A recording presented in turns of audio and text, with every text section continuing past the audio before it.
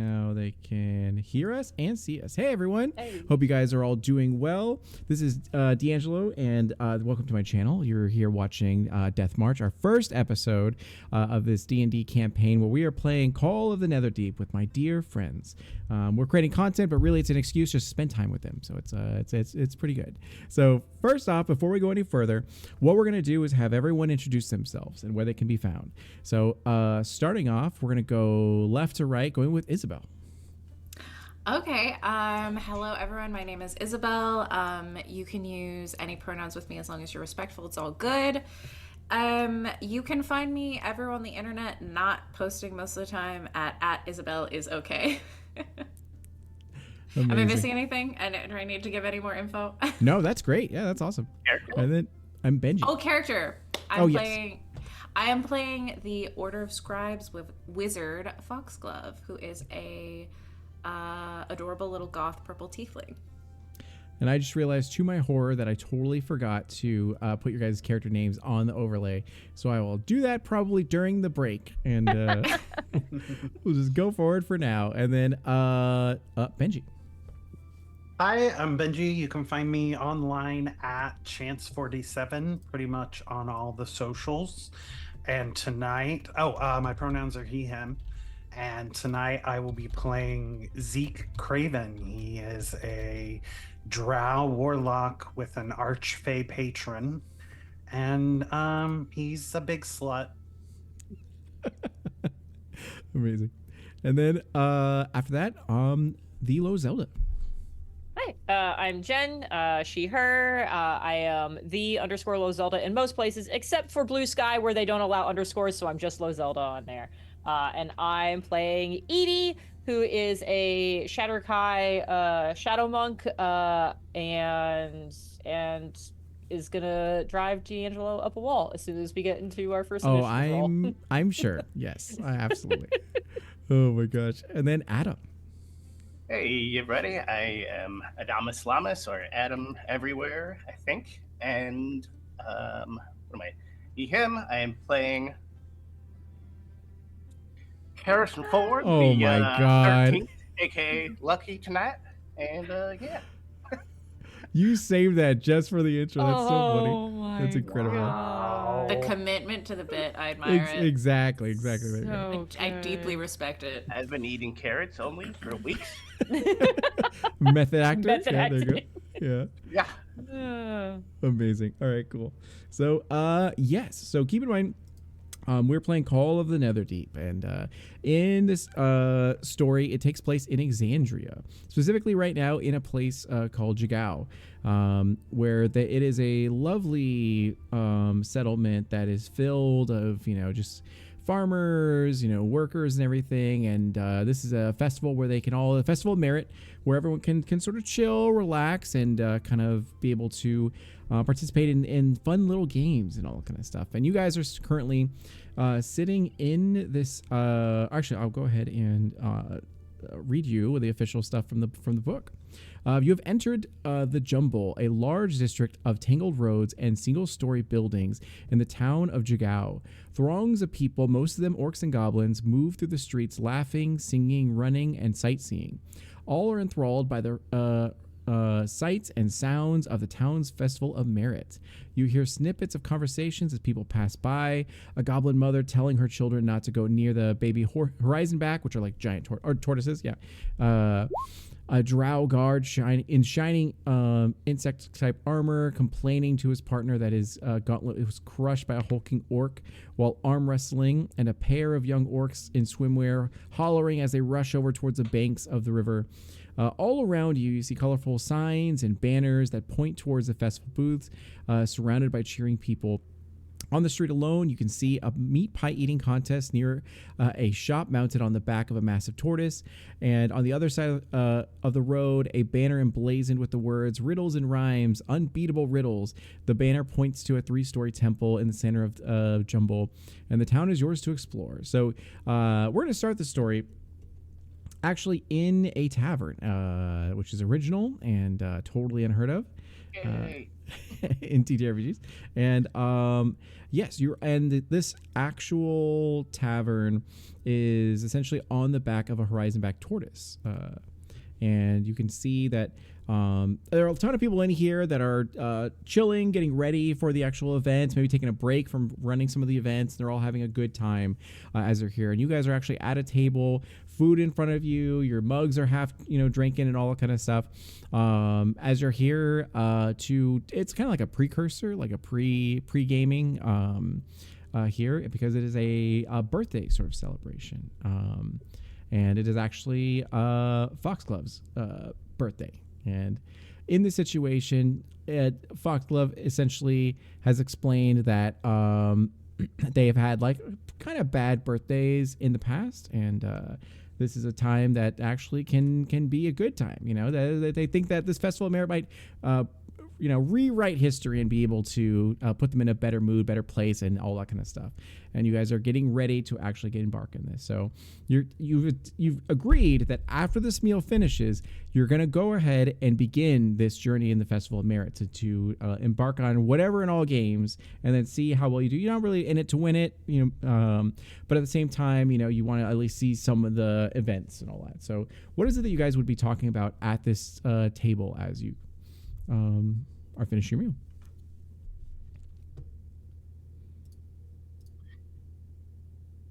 I think Foxglove is like trying not to be despondent, but making up for it by kind of drinking heavily too soon. Just like, I just know something bad is gonna happen. This was a bad idea. Maybe we should back out. I don't know. It's going to be fine, okay? They can't all be bad. This is a festival. Everyone's having a good time. It's gonna be okay. Just maybe slow down on the drink a little bit. Okay. I will hold your hair back, but I don't want to. I will complain the whole time. Okay, yeah. Sorry. Continues to drink. Okay. I just quietly push like some extra bread in front of you. And we're gonna say it's about like 10 a.m. right now, so the day is very young.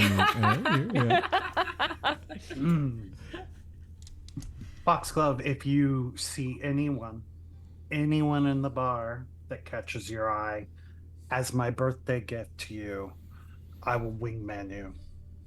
I will wingman you so hard. You know what, Zeke? I super appreciate that, but I feel just very shitty today. So I don't know. Maybe later, after I've, I don't know. Maybe I should stop drinking so much in the morning. But yeah, What? I just feel kind of like a mess right now. It's your birthday. You can drink in the morning. Yeah. You know what? You're right. It is my birthday. I can't drink in the morning. Yeah, you drink in the morning, and then you take a nap, and you keep drinking at night. Yeah, that's true. Although, are we gonna do these games? What do you guys think about this whole festival thing? That's right. Are we gonna cheat? Are we gonna cheat? I looked pointedly at Zeke. Can we cheat at these games? What sort of games should we expect? I don't know. What do we know, D'Angelo, about the games coming up? Yeah, so is anyone from Jigao at all? And by extension, this area of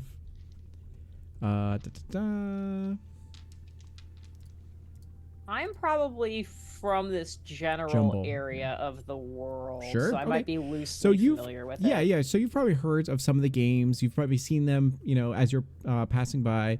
There's a pie eating contest. There is a couple riddles. There's a swimming sort of contest as well. There's a herding tortoises contest, giant tortoises, by the way, and herding. Herd. Yeah, not like harming turtle. Yeah, that would be terrible. And then What kind of place is this? exactly. Yeah. And then so there's a lot of different games, and you see all ages are participating. The rules of the actual Festival of Merit is that the more you win, the more you get thrust up to become like actually champion level and everything. And at the very end, there's a finale between the two top groups that are going to be sort of competing here. And there are flyers have been passed out, and you guys kind of got wind of it and kind of like, maybe talked it over a little bit so you have an idea of what all's happening. You have the entire day to get this done because like by dusk, that's when they're going to do the finale between the two groups, and everyone's super stoked and excited to go and do this. And yeah, and let me see here. The grand prize was a bunch of money, right? Or yeah, money, something that we accolades, don't and know. also a couple like medals essentially that are pretty good. Yeah. I've never had to think about the swimming rules for D&D before, but you said swimming contest, so now I'm gonna find them and Yeah, pull them right? up. For 2024. Yeah, there you I go. don't actually. I never knew how it works, so I definitely don't know how the new one does. It's just movement speed essentially. Unless it's Okay. combat underwater, then that's a different story. That's Okay. like, yeah. All right. Which I think is just a disadvantage at that point. All right. Harrison So pulls out like a leather cap and puts it on. He's like, I got the swimming portion all taken up for our team. Oh yeah, you're a swimming champion, Harrison. Yeah, that's right. I gotta see. I trick a little. I hop up and I fly a little bit and I go back in. I dive and I hop and I dive. amazing. So let me see here. What is the passive perception of, I would say, Zeke and Harrison? Well, 14. 14. Okay. So with a 12, you don't really notice anything. You just everyone's drinking, having a good time, eating, and all that kind of stuff. Harrison, however, you definitely notice that there is an individual that is like staring at you from across the way. They're tall, dark, sort of handsome, and then kind of doing their thing. They're with another group of people playing cards essentially and all that. And every so often their eyes shift over to you as they're like having a good time, smiling and all that kind of stuff. But they're definitely, you take notice that they're definitely watching you quite a bit. You never catch their eye, as every time you go to like even look at them, they look away and all that kind of stuff. You see Kissing first Harrison- session. Let's go. Just kidding. You see Harrison freeze. And then, all right, now, don't everybody look at once, but there is a tall, dark, and handsome something. We said we weren't gonna do the wingman thing right now. It's not a wingman. They're playing cards, but they're looking at us shifty like. With your past perception, you know that they are an Aarakocra. They stand about 6'2", and they have a like a dark brown sort of like feather sort of and they seem well built. Doesn't seem like swole or anything like that, but they definitely seem to be built, and they're just kind of like playing card games. Very charismatic. Everyone is having a good time with them as they're all like cheering and sort of jesting. Yeah. It's I one mean- of those. Oh, sorry, go ahead. Oh, I was just gonna say. I mean, I said no wingmanning for me, but we could wingman for you, Lucky. I don't think so. I think this winged man has enough wingmen. And one of these things ate my brother Jimmy, and so I don't know if I can trust him. Wait. Okay. What? I don't think you've told us this story, Lucky. I. We were That was grazing fun. in the field, and he swooped down, took Jimmy. Okay, but you can't judge all Aarakocra by one eating your brother. Also, now wait a minute. Like, okay, what is your height? Like, I imagine the Harrigan are like normal, like humanoid height. So this This is is what a dragon-sized Aarakocra. I didn't yeah, figure was out. it really an Aarakocra, or was it just like, was it like a rock or something, like a huge bird monster? Yeah, is this just like a weird thing where there was just another big bird, so anything that's bird related is, Freaks you out? which is fair. I'm trying to paint a picture. Or did an Aarakocra murder your brother? You're like, is our friend racist? As like, Or very confused? Harrison is about three foot. He's Okay. small. He's a small guy, and no, it must have been an Aarakocra because he yelled at me as he stole my brother. What did he say? What other thing? I think he just said like, "Ha ha ha! I stole your brother." It was, like, it was very. how did he know that it was your brother? Yeah, that's a good question. So when Aarakocra stalked you and your brother, found out that you were related, and then swooped in a field and said, "Ha ha ha! I'm stealing, not kidnapping. I'm stealing your brother."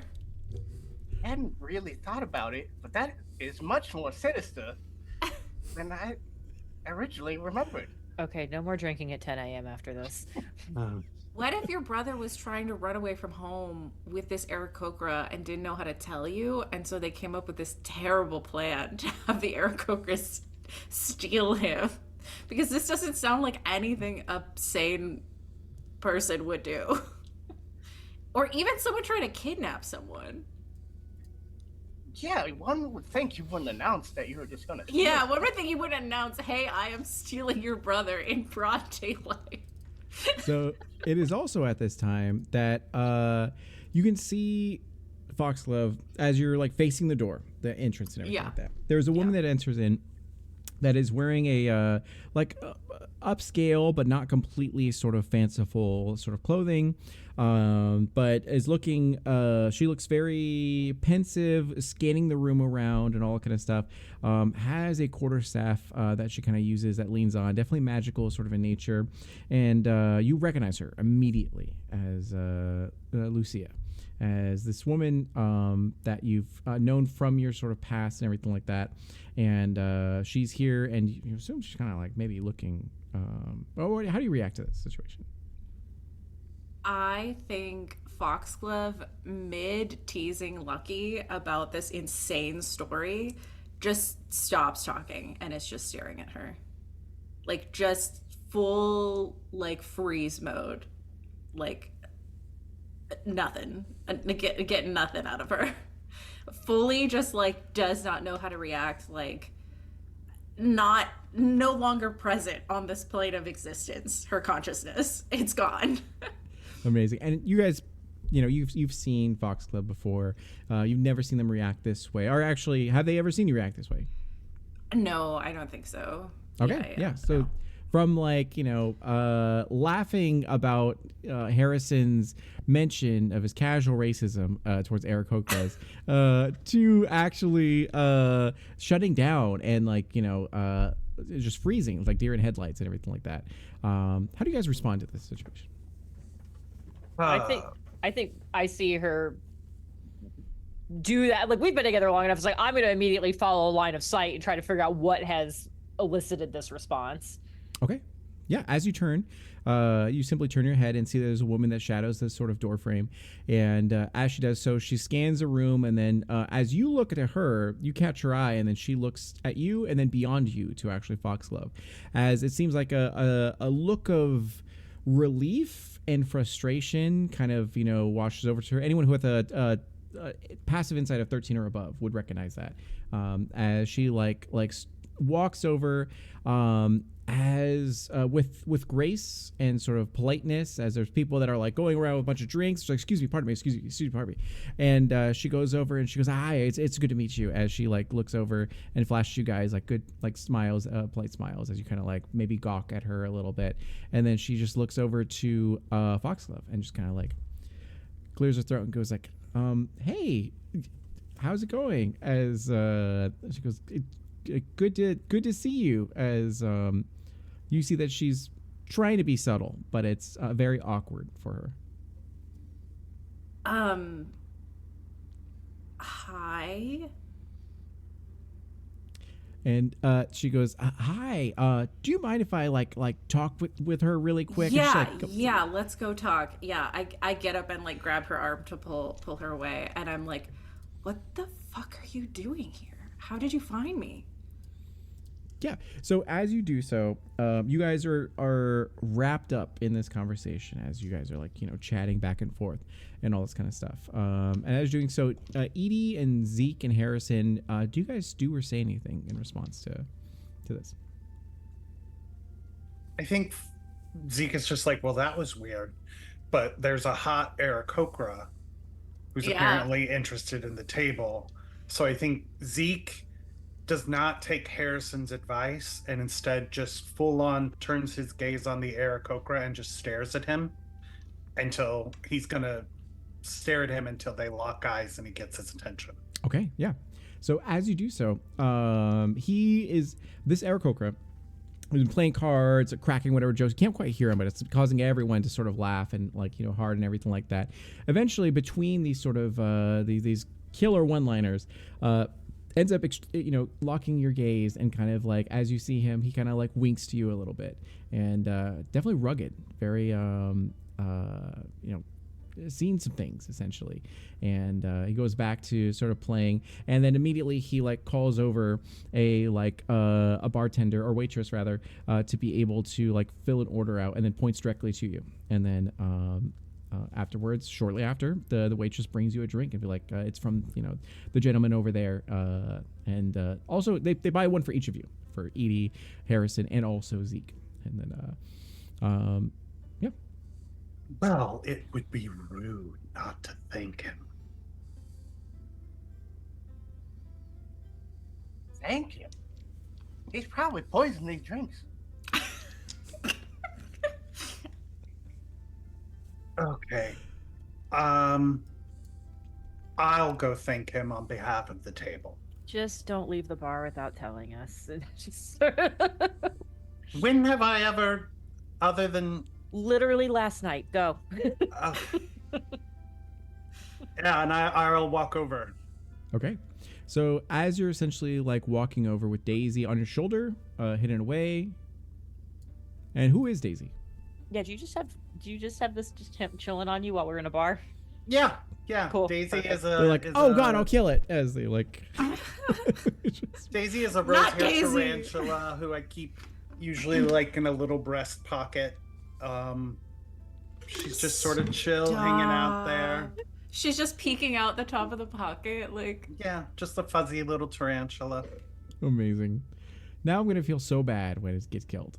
Hey, hush. So yeah, you go to head over to this tall, dark, and handsome Aarakocra. Hooded, but they let down their hood a little bit to be able to sort of enjoy themselves, and they see you approaching, and they kind of like get ready to sort of engage with you. Doesn't get up, but actually like leans back in their sort of chair and all that. And as they do so, Edie, you hear the sounds of heavy footsteps that actually arrive to you, and as you see the shadow sort of looming over you, and same with Harrison by extension, because it's you guys are sharing at the table. They go like, "Excuse me, I don't mean to intrude, but I was looking for a drow. They seem to be short, ugly, maybe a little pudgy or so. Goes by the name of Zeke. Do you guys? I heard that you may have associated with them at all, and as you look up, you see that there's a what appears to be an elf that is like 6'4" or so, well built, shining sort of green and sort of gold trim armor, pristine hair. You can't deny this hair. It's like Fabio's status and everything. And he does look to you, and it simply continues like, I'm looking for him. He's a sort of a friend, if you will, sort of, kind of. Yes. Well, I sort of kind of haven't seen him lately. And he goes, "Oh, I'm so sorry. I must have gotten apologies. There must be other friend groups with a Harangon and you're a Shardakai, right? Mm-hmm. Okay, a Shardakai and then a tiefling and everything. I apologize. My here, as he pulls out from his hair a flower and then gives it to you, and then he goes for your hassle. Oh, I'm sorry. Here, and he hands it to Harrison as well. And he goes, it's got to be somewhere, as he kind of looks around and then goes to, oh, sorry. Does anyone want to engage with him before you? Is that sarcasm, or are you being on the level here? He's like, well, that's just what I've heard about him, is that these descriptors and all that kind of stuff. I could be wrong. I'll admit that, Wait, how are you kind of sort of friends with him, but you don't know anything what he looks like? Like, well, in a sense, we're coworkers, Not that I know but him. in a sense, we're kind of like coworkers, but I haven't quite met him, and I'd really like to meet him, because I have some things I'd like to discuss sort of with him, if possible. I don't mean to bother you, though. I'm sure this is a lovely meal and you want to get back to it. I apologize for taking any more of your time. If you do see him, please let me know. And then he like goes to the next table, like, excuse me, have you seen a short, kind of pudgy drow with bad hair by the name of Zeke? And they're like, and they're like, no, I'm so sorry, I haven't. They're like, oh, of course. And then he also turns to you and says, well, if you do, let him know that Bill DeRival is actually looking, sort of for him. And he may know me. Hopefully, he knows me. He should know me, as he kind of straightens up. Because, anyways, I'm sorry. Hope you have a wonderful day. As he goes on and continues to ask. You too. Edie, is there something going on today? I mean, there's the festival, but Well, no, I mean like, kind of weird that two of our people. Yeah, I'm just watching the door now. I'm kind of going between watching the door and then checking in on the body language happening with the Foxglove Lucia conversation. Because if that looks like that's getting bad, I will absolutely intervene. Yeah, things are getting a little bit weird here, as you guys are all. So there was one thing I failed to mention here, is that actually no, it'll probably happen right now. So Edie, as you're sort of like eating maybe, or putting like your breakfast burrito in your mouth or whatever the case might be. Edie's definitely a breakfast burrito girl. Yeah. As you are looking, you definitely see a familiar face. That is this orc-ish man that is maybe like 42 in age, very salt and pepper sort of like hair and everything like that, a sort of stocky sort of build, and everything. He's next to sort of Lucia, and you see the body language between Lucia and Foxglove is a little bit tense. Nothing like threatening, at least you, and I'll let Foxglove decide that. But it just seems to be sort of that situation. So zooming in really quick, and you remember this orc from somewhere, but you can't quite place it maybe. You've seen a lot of orcs in your times, and and you're not really seeing his full profile. You're just kind of seeing the side of him, but it's something about him is so distinct and so familiar.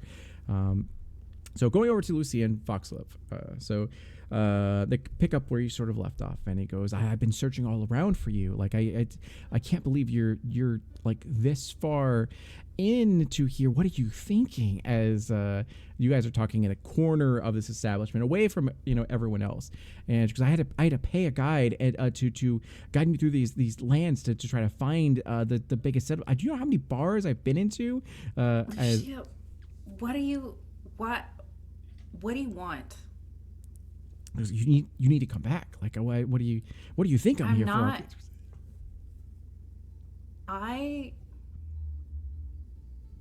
Listen, I'm sorry about how I left, okay?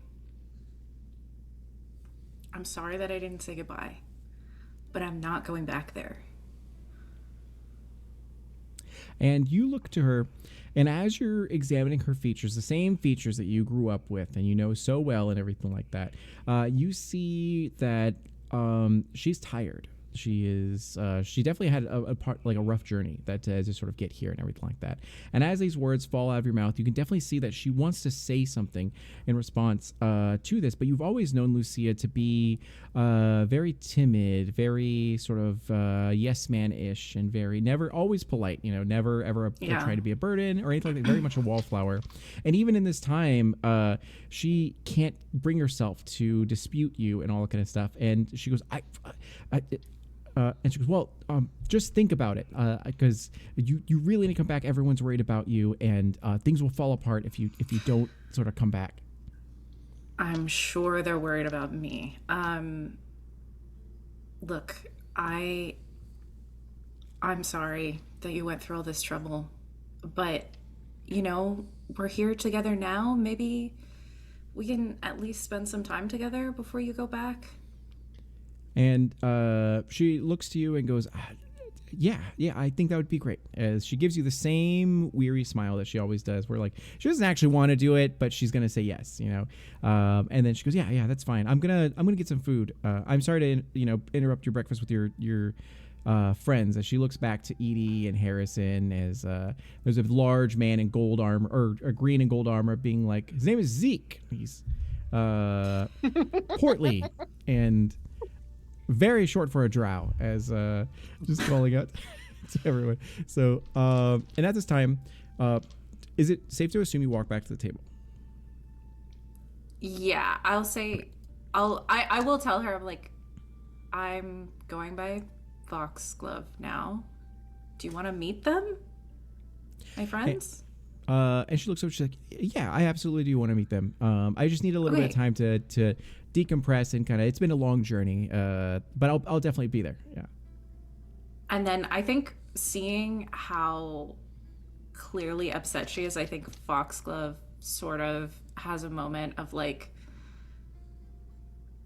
just, yeah, the guilt sort of bubbling up about how she left. And I think she stops her before she leaves and says, "Hey, I really missed you, and I'm really glad you're here.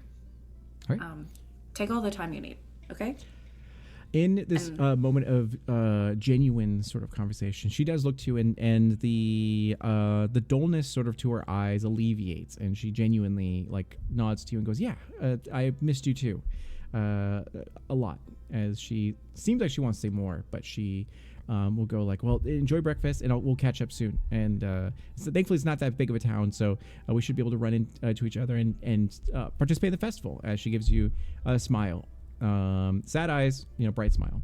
And as at this point, you go ahead and return back to the table. And as you're walking back to the table, you see this rugged-looking sort of orcish man go like, "Lucy, was that the person you were looking for?" And he goes, "It was, yeah." And I was like, "Okay, did everything go well?" And the conversation drifts, as you return back to the sort of table. And as that happens, you're watching this, Edie, like kind of like eyeing this. And as you do so, you definitely see that the man now kind of like turns as both of them take a seat at the bar. And you definitely recognize this guy. He was from an old gig that went bad and everything. And you can't quite, maybe you don't remember his name. Maybe you absolutely do remember his name. It's burned into your mind and all that kind of stuff. But he definitely sparks a really bad, like, "Ooh, I never wanted to see him again," essentially. And he like sits down at the place and kind of orders. He seems to be familiar here as the bartender ends up going up to him and being like, "Oh, Callister, it's good to see you. Like, how have you, been?" He's like, "Oh, good. Just like a little, helping out someone guy through the area. You know how it is." And then just kind of like go for it. And yeah, so, at this point, we're going to go over to Zeke. So Zeke, you walk across the way and you get to this Aarakocra who's like super cool, cool as a cucumber, leaning back in their sort of chair. And yeah, it goes like, "I'm so sorry for if I was too forward, for you, but I think you're one of the best looking people I've ever seen in my entire life." As Not too forward at all, and seemingly full of correct opinions. amazing. And he goes, "Are you new to town?" I've been here a while. I'm here with my friends. We're actually going to be excited to participate in the Festival of Merit. Like, "Yeah, I am actually not from here. I'm actually from out of town. It looks like a really cool sort of festival. I'm actually here sort of on business, but I'm looking to actually like participate. So I think it'd be a lot of fun. Do you know what things they sort of have around here? Like what events and all that?" Well, there's the turtle herding. There's swimming. There's lots of other things that I'm really good at. And, general rivalry and camaraderie to be had. And you're like, "Wow, that sounds like really, really interesting. Listen, I might be a little lost today. Do you mind if I follow you, like hang out with you a bit, if that's all right? I promise I'm not a stalker." As Even if you were, anyway, thank you for the refreshment. I should ask my friends first if they'd be okay with having someone tag along. I'm sure they won't have a problem with it. They all love Aarakocras, by the way. Yeah, it seems like especially that one right there, as he like looks directly at Harrison. That's like already calling town guards like, "That's him, officer." And so meanwhile, as you guys are having this conversation, a voice erupts and essentially is this very tall, hardy looking individual who starts calling up like, hey, his name is Zeke. Bad hair, bad skin, bad breath, and he goes like, did anyone know him at all? I could draw a picture, but as he kind of like looks around, and then he looks in your direction. He goes like, oh, there you are. Sorry, everyone, I found him. Thank you so much. Enjoy everything. As he goes over, like just storms over, and he goes like, is this a friend of yours? No, I've never seen this person before in my entire life. And he goes, okay, well, he's like, well, I'll definitely catch you later. You know, I definitely don't want to interrupt something between, you guys or anything. As he gets up and then goes like, all right, guys, I'm going to cash out. And you see that he like won essentially the poker, blackjack, card game, whatever. As he goes, listen, why don't we do this? This is a whole lot of money, and I know you guys were a lot of fun. Just go ahead and buy yourselves a bunch of drinks with these money, this coin. And they're all like, "Oh shit, absolutely!"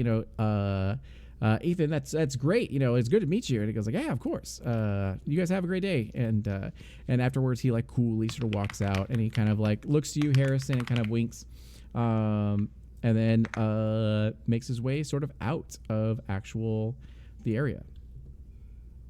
And in this time, what would you guys like to do? Anyone can go at this point. If Zeke, you want to initiate combat, or We'll back you up. I think Zeke looks at this guy and he's like, "I'm sorry. Who are you?" He's like, Bill Derival. No doubt you've heard of me, right? No. And as you say this, what's your passive insight? Passive insight 10. 10? Okay. His face contorts in a certain way. You're not sure what it means. He's like, it's fine, but I have heard a lot about you. A lot. Of course you have. About you, actually. And he goes, I just wanted to talk with you for a little bit. Just bend your ear and because we're kind of like coworkers, I would say. One would say, essentially. I mean, one works harder than the other, but I digress. We still kind of work for this sort of situation. And I am going to pause really quick. What was the patron's name that you served? It was an archfey, but I don't know if we ever gave them a name. We did not give them a name. What's a good good archfey patron name? I've been playing a lot of Wild Beyond the Witchlight, so we could do Zimbalina if you want to, which is... That works for me. Sure. The Archfey of Prismere, this domain of delight. So as he goes like, we both serve Zimbalina, and it's been she's graced me with so much, with abilities and powers beyond belief. But yeah, she constantly talks about one champion that used to serve her that she just can't quite get rid of, which is you, actually. Looks like you left an impression sort of on her, and which is great. I'm glad for you. It means you're very accomplished, and I just want to ask to shadow you a little bit to understand why, as you could definitely see that he's trying to be very careful with his words and trying to be very kind, but it's hard for him in this situation. Also, how tall is Zeke? Because whatever it is, he'll be 2 inches taller than you. Of course. What did I say Zeke was? I said, I think like 6'1". 6'1". Okay, yeah. So I said 6'2", actually. 6'2". Okay, so he's 6'4", so that works. All right, good. And then play that from the beginning, and perfect. Yeah. And then you guys kind of like, yes, do you mind if I like shadow you, take some notes and everything, because she seems to bring you up from time to time, and I just want to know why, and see if I can also learn a few things from you. You want to understand what's so great about me? He's like, yeah, appealing would be another word, or like, sure. Yes. It's something that people have tried to emulate for ages and have never been able to accomplish. In order for you to learn, you would have to devote your life to study and practice. And I'm just not sure that you have it in you. He's like, oh, okay, high speed. All right, slow your roll there. As he goes, you know what? Think on it. You know, I don't expect to do this for free, so maybe I can pay you to shadow you or something like that. It's really important to me that I understand exactly why Zimbalina, considers you to be of the esteem or renown that she holds you at. But just thinking, I will be in town for this thing. And goes for this festival of merit, as he looks at a poster, and he goes, "Well, good day to you, and hope it goes well." As he and do you still serve Zimbalina, or do you have a new? Yeah, I still serve her. Okay, that works. Which is to say, I gladly take her power in order to use her abilities. And you can definitely tell. Yeah, there you go. Yeah, so you can definitely tell that this individual is very Gaston-like, but kind of like a good Gaston, essentially. As there are people who are like, oh, can you shake my baby and kiss my hand? And then like, of course, as he absolutely like fulfills that sort of thing, and people are like, oh my god, are you the one that actually slayed that orc war chief that was like roaming the land, terrorizing towns? It's like, I was actually, and they're all just like, he has a small crowd of people around him, and at this point, you feel like that the guy you're talking to just left, and this guy that you don't want to talk to is still here. So you kind of like head back to the table, and you all. The vibe is definitely different from what it was just like 20 minutes ago and everything. How are you guys all feeling? What are you saying this time?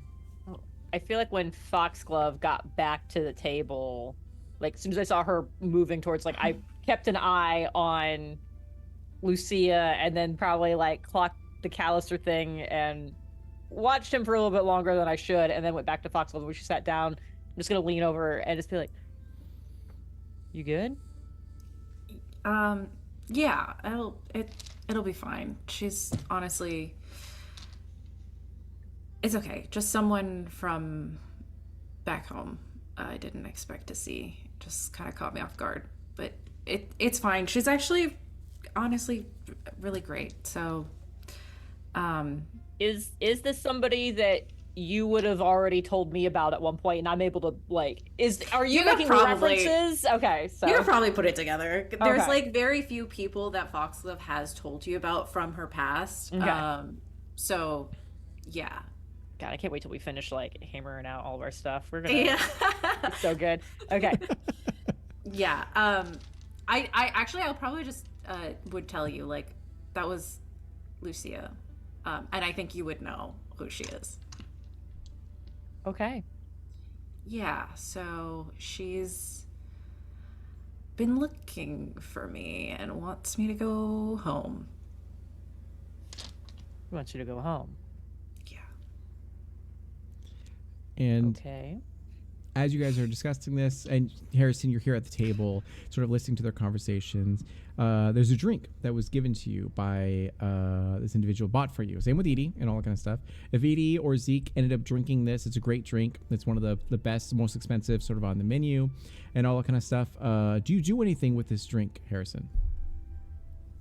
The one Eric Okra gave Yes. us? Yeah. Tall, dark, and handsome. Ethan, other people call him. He's just gonna pour it out. Okay, you do so. As you do on so, the floor. Yeah. They're like, hey, that was expensive. Exactly. They're like, yeah, the wait staff's like, hey, what are you doing? Like, you're like, oh, I'll just clean this up. Don't worry, don't mind me. As they just pull the prop bucket. I'll prestidigitate it away. There you go. Yeah, there. And as you do so, Harrison, you see that there's actually something attached to the bottom of your actual glass, on the outside of it, like at the very, very bottom of the glass and everything. And it's like a piece of parchment. I knew it. And he'll unfurl it, but before he reads it, he will hand the flower to Zeke. Like, that handsome fella gave this to us. I think maybe you should have it. And then he will read. Was he handsome? Oh yeah. Right. Scale from 1 to 10, or? Sure. I mean, you're like an 7.5, 8. He's Oh like, my god, Lucky. I Lucky actually, you like, can't just chose. say that. Actually, minor spit take. Lucky, what the fuck, actually? Like you're like a 4.5, and he would be like a 9. It's just like I'm kidding. You are just as handsome as he is. I swear. yeah, you're like 180 right when Foxglove and Edie start to do that. You're like I mean. And then he will read the scroll parchment. Yeah. As you look at the parchment, there is simply a number written on it, which is 76,854. And that screams out in your mind because you're in debt to a particular group of people for that exact amount of money. And it's been a while since you've heard anything about them. You've gone long and far away from when you encountered this last group of people. And for a while, things have been pretty chill. But now you feel like the other shoe's going to drop sometime soon. Your gut is starting to tell you that things are actually getting spicy. Harrison will look around. He's like, "Hey guys, I think this place is the vibes all off. Maybe we should leave and start these challenges, this festival." Sure. A lot of, huh? You okay? Yeah. What do you mean? Are you okay? You I seem twitchier than normal. Yeah, Harrison- normally you're very twitchy, so that's like extreme levels of twitchiness. Harrison, can you give me a wisdom saving throw, please? No. Uh-oh. Where is it? Oh no. Uh-oh. Oh, Wait. Oh no, I don't. I don't think I can use silvery barbs on a save. So Is that a 6? Okay. Yeah. So nothing magical is happening to you. It's essentially that you're starting to become paranoid. Like you're thinking a lot of people are looking at you at this point, and a lot of people are leaning over to talk about with one another, and you think it's about you. Like it's really starting to get you riled up. Yeah. No, I think I just we drank a lot yesterday, and then we started drinking early today. I think I just got the anxiety is coming up on me. I think we just need to get out there and start participating in this, and then maybe we win. Maybe we win. I hear we can meet the king or the queen or somebody. I don't super want to do that, but we can leave for sure. Yeah, let me just. I think we become king. I don't think so. No. I really don't think that's right. I think somebody told me that we become the king and queens and courts, and we right? Pretty sure that's not how it works, but we'll figure it out. We'll figure it out, Lucky. speaking of the gang, how would we all feel about having someone else play alongside us in the games in order to better our chances of winning? Better our chances of winning or better your chances of winning? Better our chances at winning. Depends on the person, I guess. You know Well- someone in town? That Eric Okra gentleman, the mildly attractive, who did not eat your brother. You don't know that. No, I'm confident in this that he did not eat your brother. How about we get that handsome fella instead? Again, I don't know who you're talking about. He was like, and he's a little bit taller than you. He was giving out flowers and money. Bill the bear. Would we call him Build-A-Bear? handsome? Zeke, do you want me to actually answer that question? If it makes you feel any better, Zeke, I don't think he's handsome, but I am a lesbian, so take that with a grain of salt. He just Anyway. seems kind of like an asshole. But not in an endearing way, the way you're an asshole. Oh, thank you. In an obnoxious way. But the Eric Okra gentleman had offered his services to help us with the merit if we so wanted. And just judging by his card game skills, he's Very talented. I don't know. I'll leave it up to Lucky, maybe. He seems a little freaked. Might hurt our chances more to have Lucky so freaked out around that guy. Well, is there a card challenge? I don't. What else can this guy do? I don't know why I air quoted guy. Because you're freaked. This guy do. Amazing. So in this time, you would all finish up your meal. You pay the bill and all kind of stuff. I assume you pay the bill instead of just dining dashing. And then Nope. no, you make Fox Cliff pays the bill. You're I was like- racist. You make messes. You like don't tip or pay your bill, and then Why do we hang out with this guy? exactly. You are the villain. Like yeah. So He's very cute. Look at his little teeth. yeah, that's all. So in this time, you all make your way out to Jigao. As you get to the actual streets of it, you see that everyone's running around and talking about it. Be like, oh my god, did you see all the meat pies that were piled up on the tables? I can't believe that guy almost like he looked like he was gonna vomit. That was so many meat pies that he ate. Like I know I gotta try that just for like it. I mean, if you look at the price of like entering into it, the amount of food that you get, oh man, we could just eat and then just like stop, just join the competition just to eat a bunch of meat pies. That'd be great. And like, yeah, but I think the next thing I want to do is the riddles and rhymes. I'm so good at riddles, as they all kind of like chat and everything like that. And the whole place is sort of opened up to you. So as you can see, the whole of Jigao here, I have marked these different numbers, and these numbers indicate what all is happening in these sort of different areas that you can go and explore. So the closest to you, I believe, is the 3, which would be 1, 7, and 8, which is the meat pie, best pies and jumble. 7 is riddles and rhymes, and then 8 is the Temple of Luxon, which the Temple of Luxon I don't believe is an actual event. It's just a place of prominence in this sort of area. So you see the best pies and jumble as well as the riddles and rhymes are here. However, if you don't want to do that, there are also other sort of areas that you can explore. Well, Foxglove, it is your birthday. It is So still what- my birthday, isn't it? What is calling to you? Meat pies, riddles and rhymes, something apparently to do with not killing turtles. Yeah. I feel like I'd probably be good at riddles. We could do riddles. Riddles? Unless and- someone really wants to eat a bunch of meat pies, in which case, yeah, I don't really have a preference. But yeah, let's just do one of the ones that's close to us. Anyone have a real preference for pies over riddles?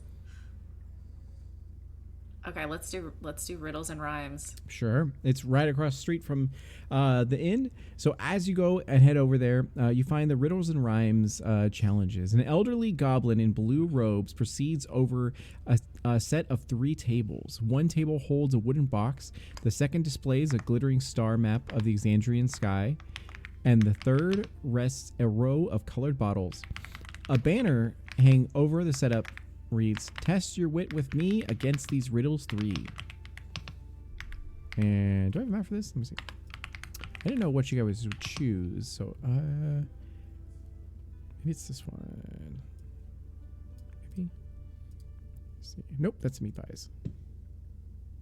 So much meat. I know, yeah. Maybe it's Elder. That's fine. All right, we'll just go ahead and stick with. Yeah, we'll just stick with it in for right now.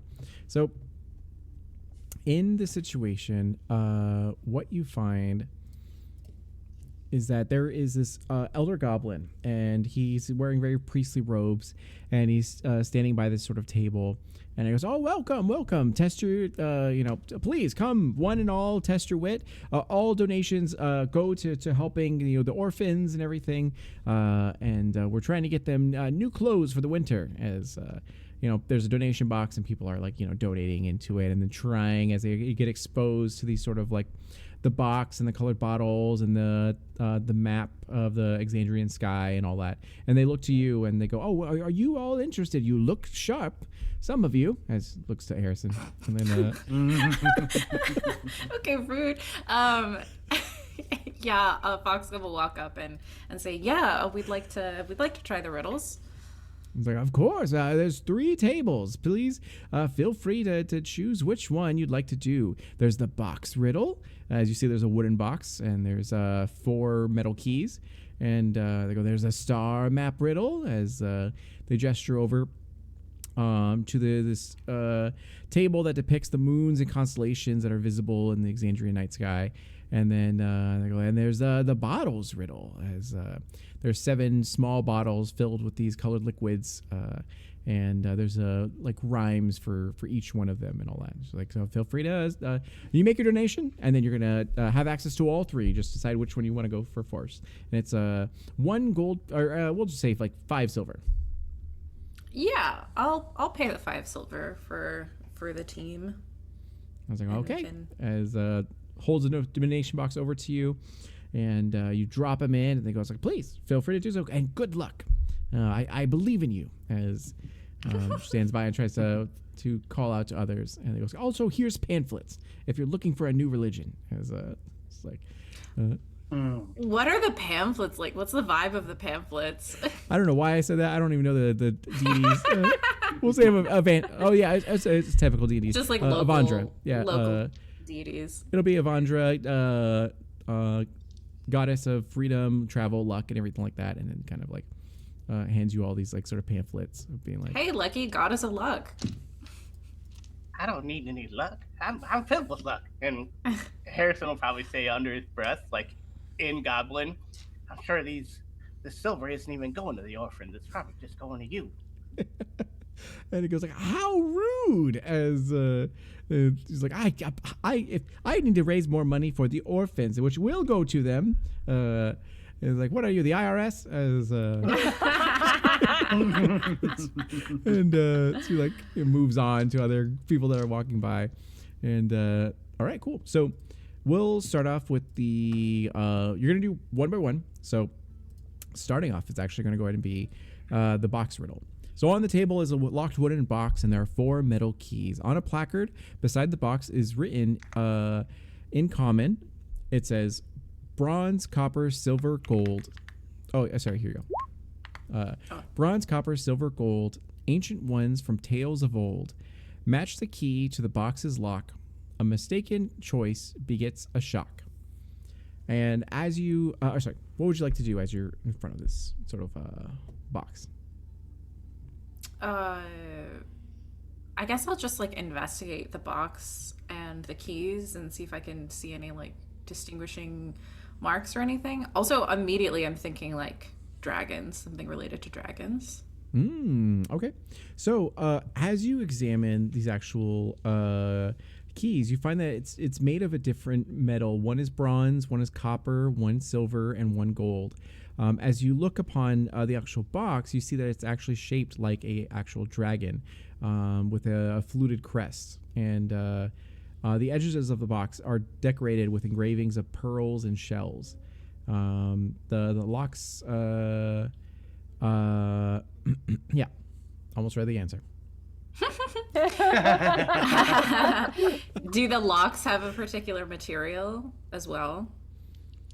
No, actually. So there's just the lock for this actual wooden box. There's one lock.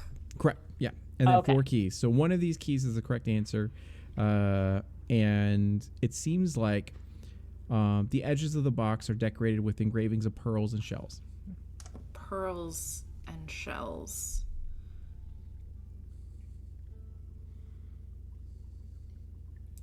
Is there like stories of certain kinds of dragons like living by the ocean or living in like caves by the sea? I feel like that's like a bronze dragon thing.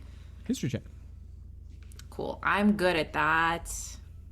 And maybe, Fox Club says it outside to you guys. Or sorry, in Just character to you guys. kidding. I rolled a 3. I got a 9. A 9? Yeah. You're uncertain. You feel like it might be Bronze Dragon, but you just don't know. It's been a while. Yeah. You weren't a dragon kid growing up. You were a horse kid. And then... Sure. Total horse girl. Total horse. Total horse girl. Exactly. Does Yeah. anyone else have any thoughts? Shells does kind of make me think bronze dragons. I don't know why. I feel like I actually am just misremembering real D&D lore. Bronze, Yeah. copper, silver, gold, ancient ones from tales of old. Now's the key to the box's lock. Mistaken choice begets a shock. Can we just pick the lock? I think you'll probably get shocked if Pick you try it! that. I dare you! The Goblin Priest says. And, I think this you're gonna get the same result as if you use the wrong key. Which I think you're just gonna get shocked. But by all means, if you'd like to try.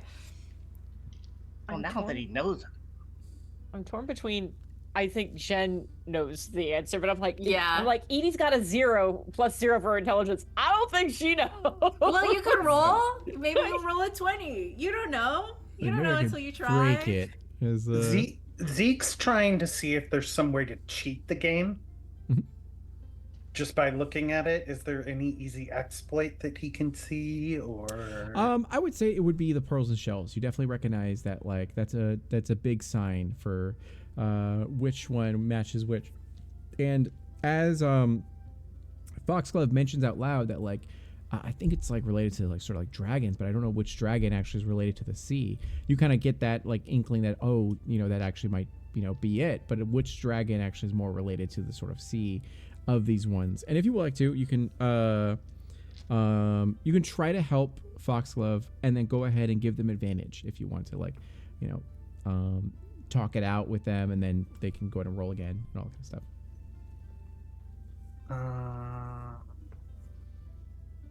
I mean, yeah, I would like to try and help Foxglove out, but I'm also in the same circumstance that Jen is in that I have a -1 to Oh, intelligence. you're worse. So I don't think that Zeke would be very good at this either. You're like, I don't know, man. Can we just drink? Yeah. Does anyone? But what he will do Mhm. is he'll be like, listen, I'll distract the goblin while you just try all the keys. I don't think it matters if I try the keys. I think I'm just gonna get shocked if I try the keys. Yeah, I don't think the goblin is doing the shocking. I think the box. The box does. is gonna do the shocking. Yeah, I think it's like a magic item. Actually, I have ritual spells. You're like, I need 10 minutes. I was like, can Yeah, you it's guys like distract the move goblin for along? 10 minutes. No. I am an Order of Scribes wizard. Once per day, I can use a ritual spell in the normal casting time. But it might be a waste to do it on this. No, go for it. This is a perfect opportunity. There's no opportunity other to Use up all your spell slots. Exactly. Yeah. No, but actually, I don't know. If someone wants to give me the help action, I can try to roll again. I'm actually really good at history. Just straight up rolled a 3. Harrison, are I'll you? give the help action. Okay, go for it. Yeah. And Is anyone I'll proficient in history? I'm proficient in history. Is anyone else proficient in history? Nope. Okay. I have +2. Sure, we'll go with that. So Harrison, you gotta. Harrison helps me. Exactly. Yeah. Can I also do a dragon dance and give her bardic inspiration? Oh, Sure, yeah. Oh my I was god. like, this- dragon dance. What's this ability? That's so sick. Oh, yeah, Okay, you're- what is your bardic? I'll roll that first. 1d6. 1d6. Okay, yeah. Let me just roll a d6 on roll 20. Okay, +2, and then I have a +6 to this, so like we should be able to get it. Okay, 18. Okay, 18. So with an 18, you absolutely do remember, and you're like, oh yeah, it's totally Bronze Dragon. Like that's the one that Okay. relates here the most. Yeah. Cool. And then you confirm it as your education, which might have been better than others, ended up coming into play here. As would you like to enter in the bronze key? Yeah, I'll do the bronze key. All right, you die. I'm just kidding. Peace. Yeah, exactly. Yeah. So good. I'll work on my backup character. So you put it in there, and there's a satisfying click that actually sounds off.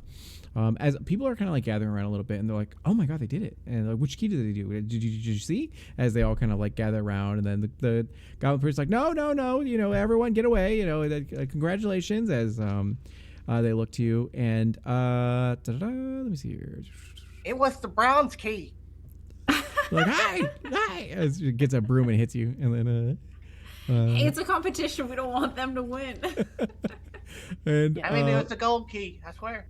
It was your dragon dance that got us there. amazing. So after that, she goes, "Good job, that was amazing." Like, oh, I see you know your history. I'm much respect to you as. But can you do the next table as you shift over to the middle table, and you see that there is this map that is like sprawled out here in the background. Both Edie and maybe Zeke are kind of hanging back, while Harrison. I'm definitely like more watching what else is happening, like behind us on the street and things like that. Like I'm keeping an eye out because like I don't like that I don't like that Lucia is here just on the bits that I know, and I definitely don't like that she happens to be hanging out with somebody that I know. I'm like, that feels bad. So I'm keeping eyes. And that's a good point because two things happen at this time. So number one, you definitely do see that there is Lucia and Callister that is actually down the road a little bit, and Lucia does point over to Foxglove, as like Foxglove is like paying attention to this next riddle and like starting to tinker with it a little bit, and Callister seems to be talking with her. It seems very casually to her, as if they have a connection, they have like an actual relationship with one another and everything like that. And then she seems to be really like venting to him, like really like when you saw her, she was very polite, had a lot of etiquette, very soft spoken and everything, but it seems like to him she's like really just like talking a mile a minute to him and everything, and he's like nodding away, and every so often says some stuff, and they do end up walking towards your guys' sort of direction and everything. Yeah. Any response at all, or anything you like to say or do, or just kind of keep it to yourself and hope that they don't come by? I'm keeping it to myself because I don't want to distract Foxglove with Lucia coming, and I think she would know probably my history with this person, but because we were distracted by the Lucia thing, was not like, also she's hanging out with the guy from my bat. So I was like, I don't want to, this is a for later conversation. I'm putting it off as much as possible to be like, that's the guy. So I'm not saying anything to anybody, but I'm watching and gonna keep an eye for like if they approach us, or if they're just if they go past us, if they're coming just to this booth, and it's like, oh, crazy that you're here or whatever. If it looks like they're going to interrupt Foxglove, oh yeah, no, I will. Then I would stop them. Yes. From interrupting her. Okay, cool.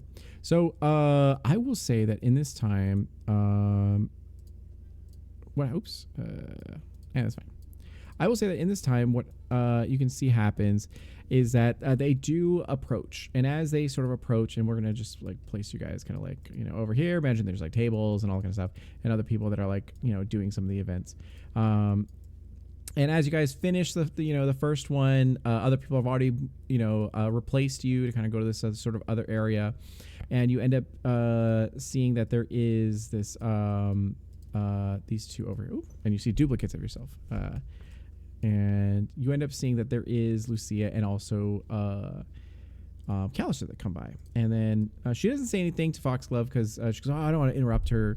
She's doing her, thing. And he goes, well, I mean, we're already here. Do you want to go ahead and like do this? Do you like riddles and rhymes? He's like, actually, yeah, I'm actually kind of good at riddles and rhymes. And he's like, okay, well, let's try it out. As he pulls out his coin purse, puts silver in and all that kind of stuff, and then sure enough, they go to the first table, and the first group is like, or the group that went after you guys is essentially like really struggling. You see that it absolutely does shock them as they put in the key, and they're like, I'm done with this. I can't. I don't know why I did this. Hopefully the orphans get new shoes, but I'm done with this. As Lucia goes up and goes like, okay, oh, bronze dragon, easy. Like that was super easy.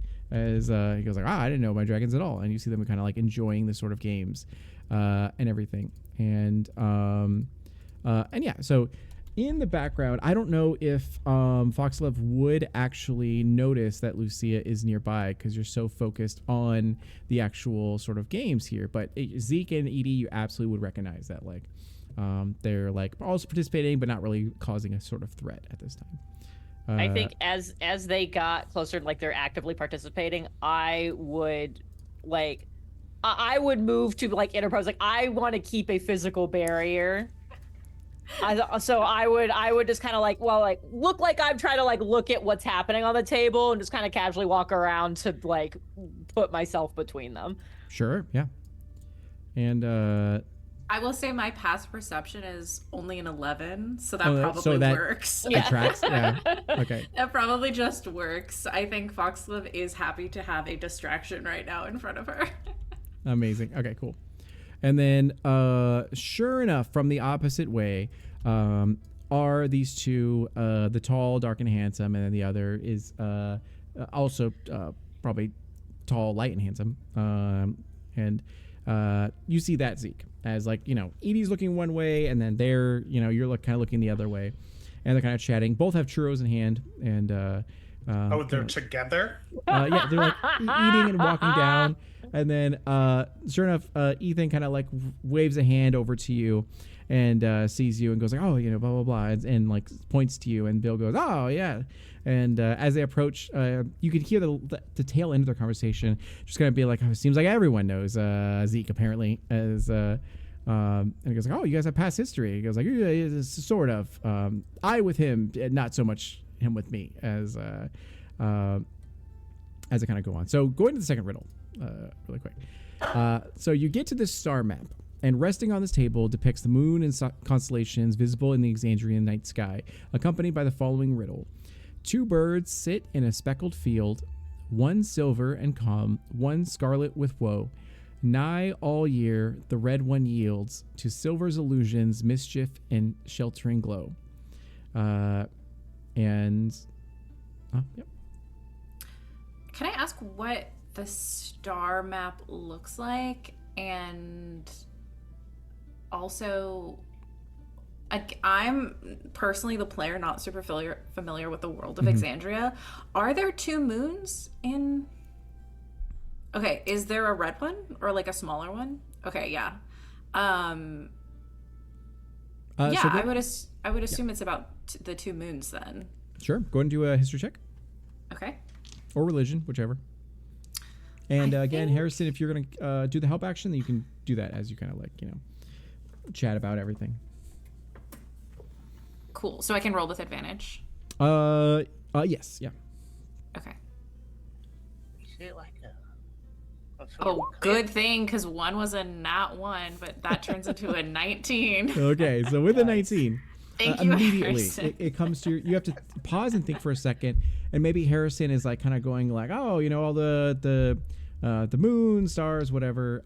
Actually, what does Harrison say at this point? What is your example of the help action? He's probably not super helpful. It's just like, Well, I feel like it's more like about like our rapport, like our relationship as friends. Like I feel like it's more about like I feel like we're both high anxiety characters, but maybe when we come together, we're actually good at like calming each other down. I like to think because the riddle mentioned birds, he starts freaking out. You're like, no, it's not actually about birds. It's not about those birds. And then I'm just like talking. Right. Or I don't know, what like do you you said, think? birds. Harrison's anxiety is like white noise to you and helps you like drown everything out. And Helps me focus. Yeah, you Exactly. hear him like strumming on the ground with like his feet, like he's making like a little beat. Yeah. Aw. All right. And then with a 19, you absolutely do get this. As you recall stories regarding Xandrian's moons, recognizing that the second line is referring to the superstitions surrounding Rudius. And the last line is referring to the divine portfolio of Sahine, the Moonweaver.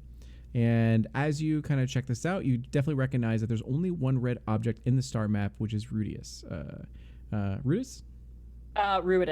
Ruidus. As you say it out loud, essentially. And as you do so, the goblin priestess is like, "Oh my gosh, that's 2 of 3.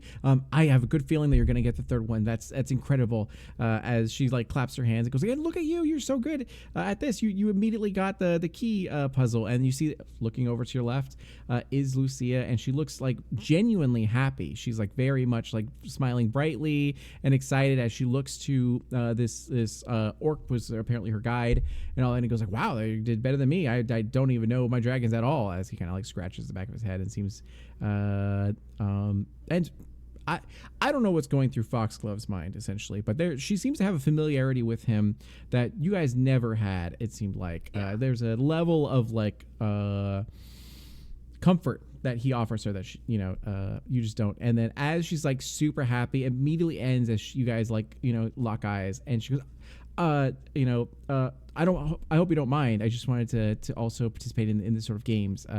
As she immediately shells back up. No, I mean, you're great at riddles, of course. Yeah, no, of course. Can I do an insight check on their vibe? Sure. Yeah. Okay.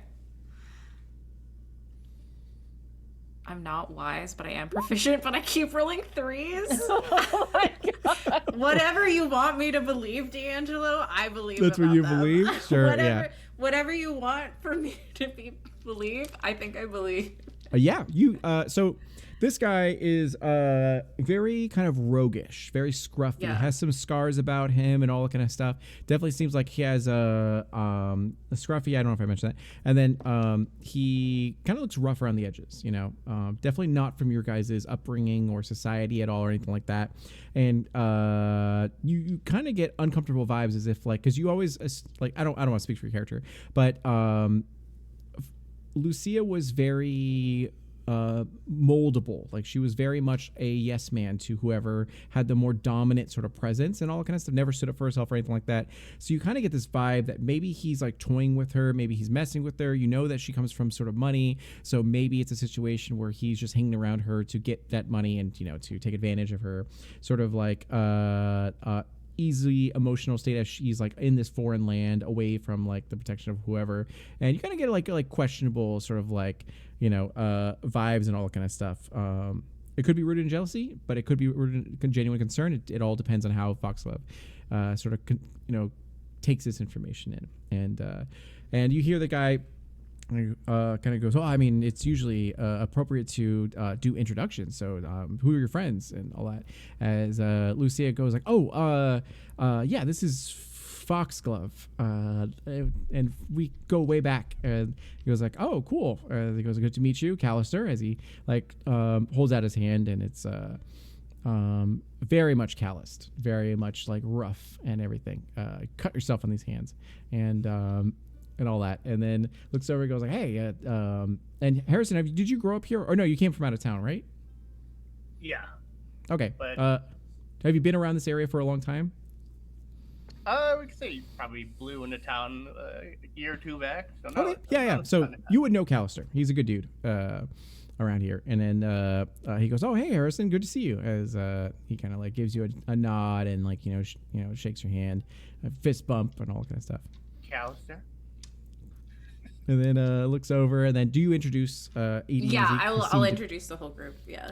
Perfect. And then looks to Zeke, and he goes, "Good to meet you." As maybe Zeke is like distracted by the good looks of Bill's arrival, and also Ethan. Anything you'd like to say?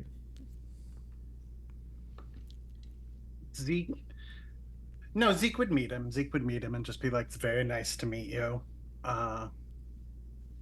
And then look to Foxglove because he doesn't know who Lucia is.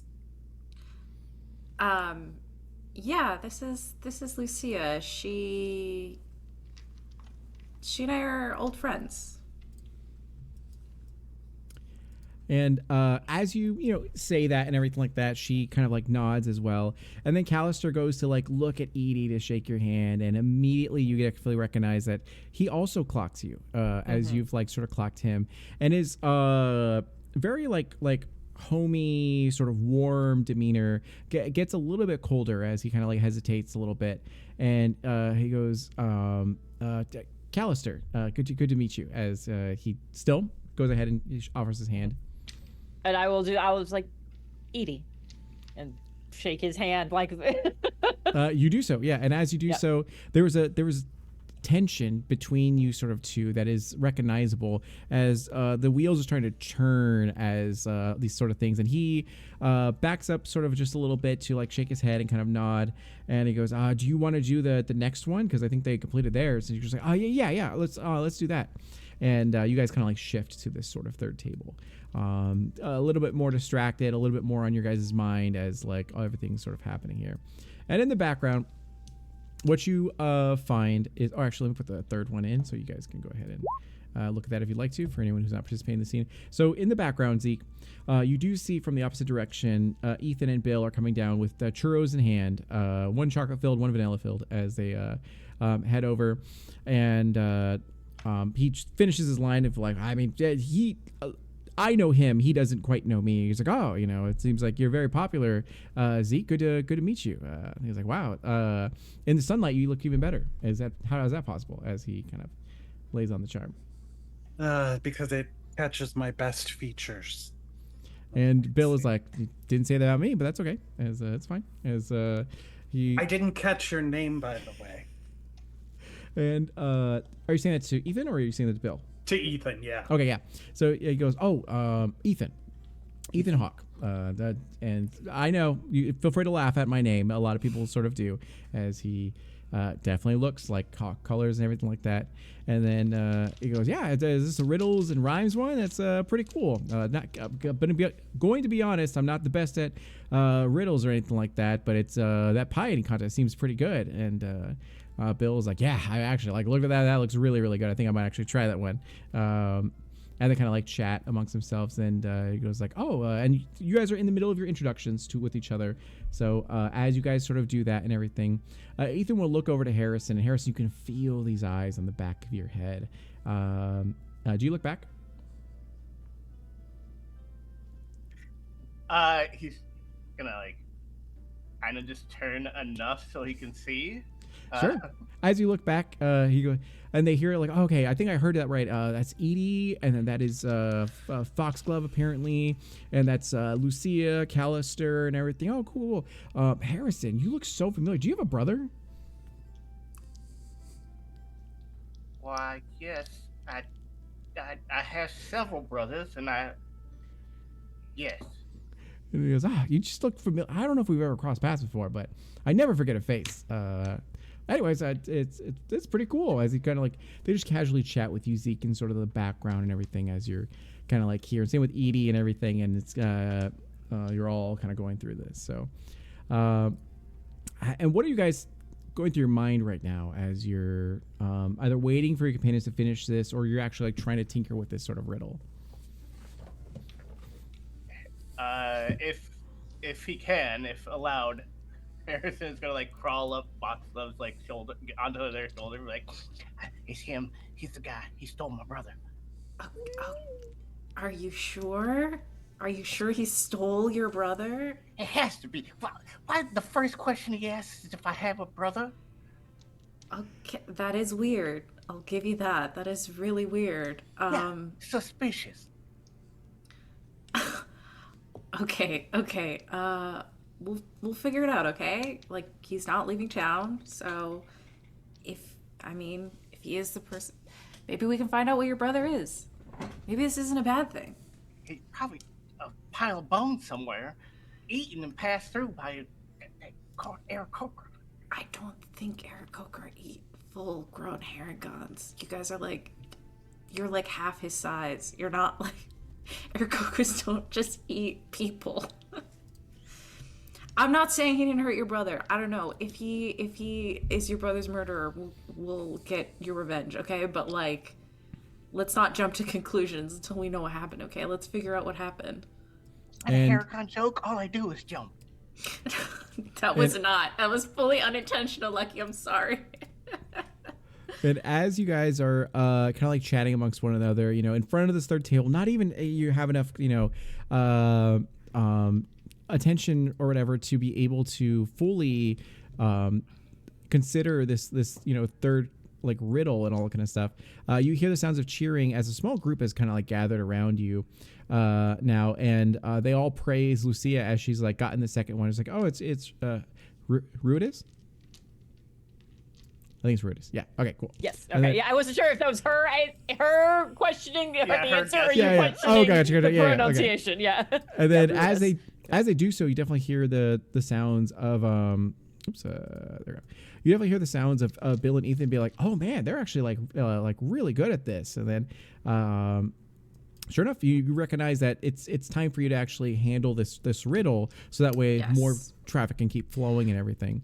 Can I get a layout of the colors as I see them? Because it seems to be a puzzle about like the order of the different colors of this puzzle. let me- Or if there's something else, if I can just roll something, I'll do that too. Yeah, let me see here. So on the table is a row of 7 small bottles filled with colored liquids and the following riddle in common. 2 of us are brewed from blight and always sat to purple's right. 3 are juice, 1 burns like flame, and no 2 colors taste the same. Even flasks hold naught but pain, and a shade of sky will leave a stain. Though tasty are those at each end, neither is the winner's friend. A puzzle for the keen and wise. Drink the light to claim your prize. So as you find it, there's bottles numbered left to right. And let me see here. So I guess my question is, what are the color of flasks number 3 and 5? Because it can't be 1 or 7 or 2, 4, or 6. What are the colors of 3 and 5? Yeah. And where's purple? Yes. So 3 is let's right. Let me see. I think it's. Oh, here we go. Okay. Or if you want to, if I can just get the list of all the colors together, whatever's easier for you. Yeah. So okay, gotcha. Okay. So 3 and 5. So 3 is sky blue. 5 is purple. Okay. And then bottle 1. Sorry to go in opposite order. Yeah, no, go for it. Yeah. So bottle 1 is purple. Bottle 2 is green. Bottle 3 is sky blue, like I said before. Bottle 4 is white. Bottle 5 is purple. And then bottle 6 is green. And then bottle 7 is red.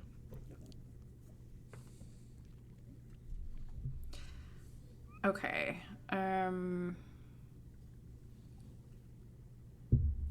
Drink the light to claim your prize.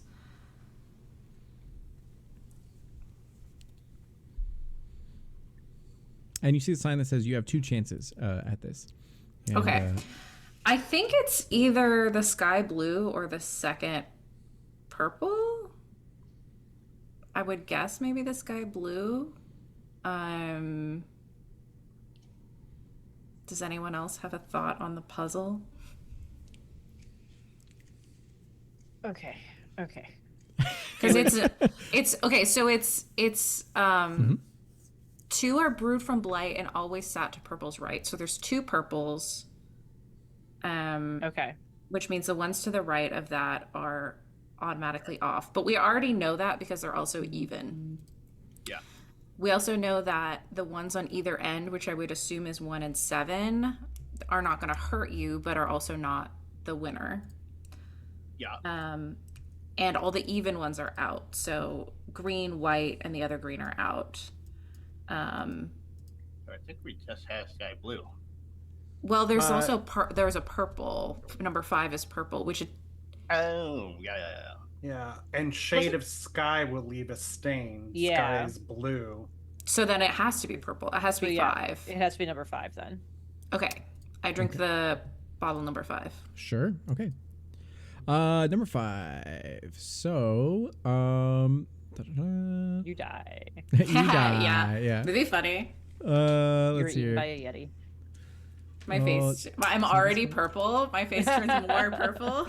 There we go. So sure enough, you pop the cork for bottle 5, and then you end up drinking it, and it causes you to glow at this point. And everyone oohs and ahs and claps and everything like that.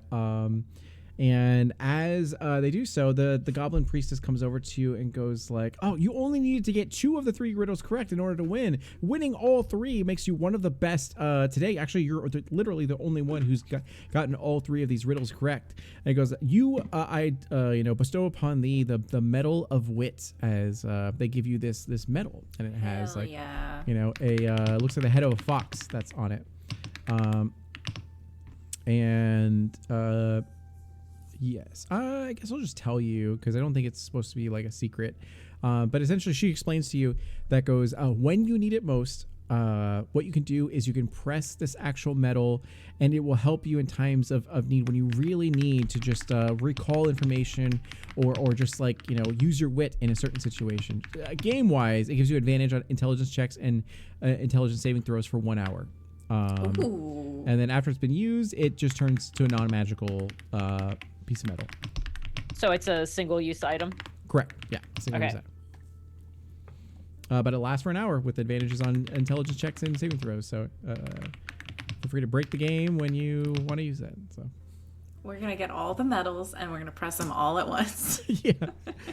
And we're also going to do it all in like several weeks when he has forgotten we have these. Exactly. Oh, yeah. We're going to get through Resummon this. Exodia. We're going to get through this whole thing without using that. So perfect. So in this time, you guys like sort of win, and then these the goblin priestess as well as the crowd are all cheering and all kind of stuff as you guys head off to the side as the next crowd goes up, and Ethan makes a comment being like, wow, you guys are pretty smart, strong, all this sort of stuff. Like, you guys definitely are shoo-ins for the win. It looks like we should join their team. And the goblin priest is like, oh, I'm so sorry, but it's actually capped out at 4 per team. And so if you want to, you have 4 of you right here. Why don't you just make your own team? And they're like, oh. And Lucia's like, I don't want to bother you guys. And then Bill essentially is like, no. You don't bother anyone. I do believe that, yeah, you seem very smart, and I know I'm strong, and I'm sure these two have traits that are good, and let's try it. Let's definitely. I know I'm a shoo-in for the pie eating contest, so that won't be an issue at all.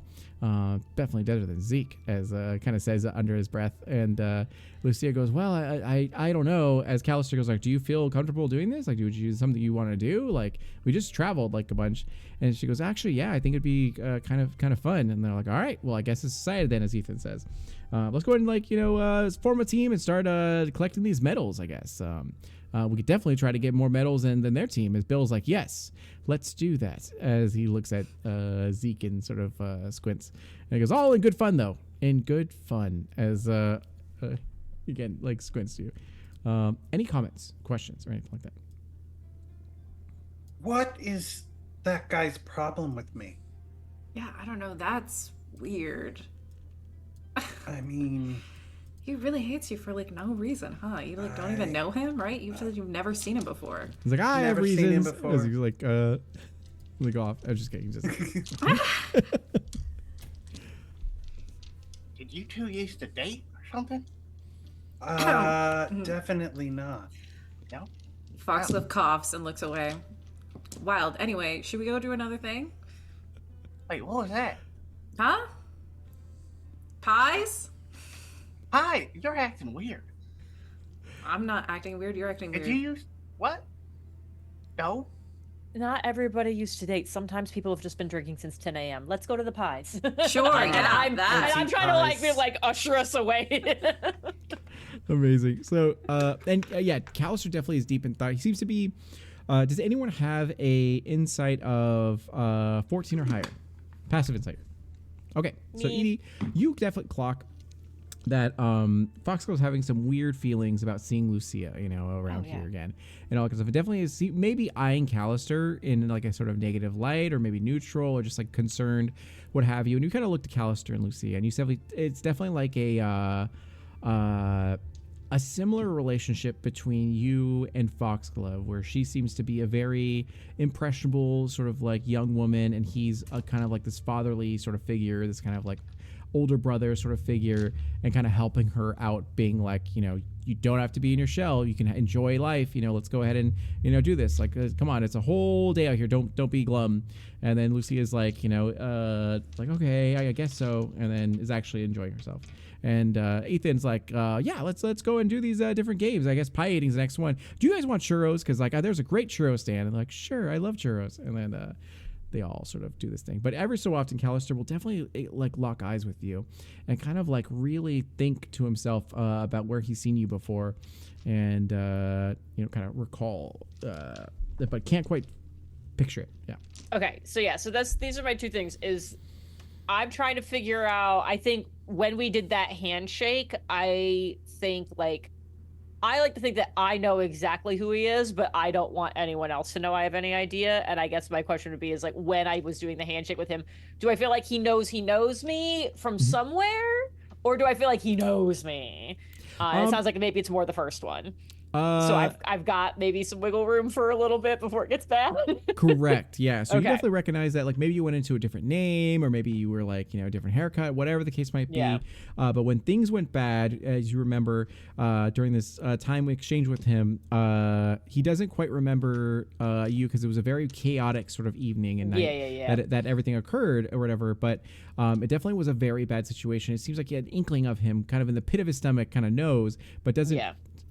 Quite he hasn't put it together yet. Exactly. His instincts are telling him that, Yeah. And then, Okay.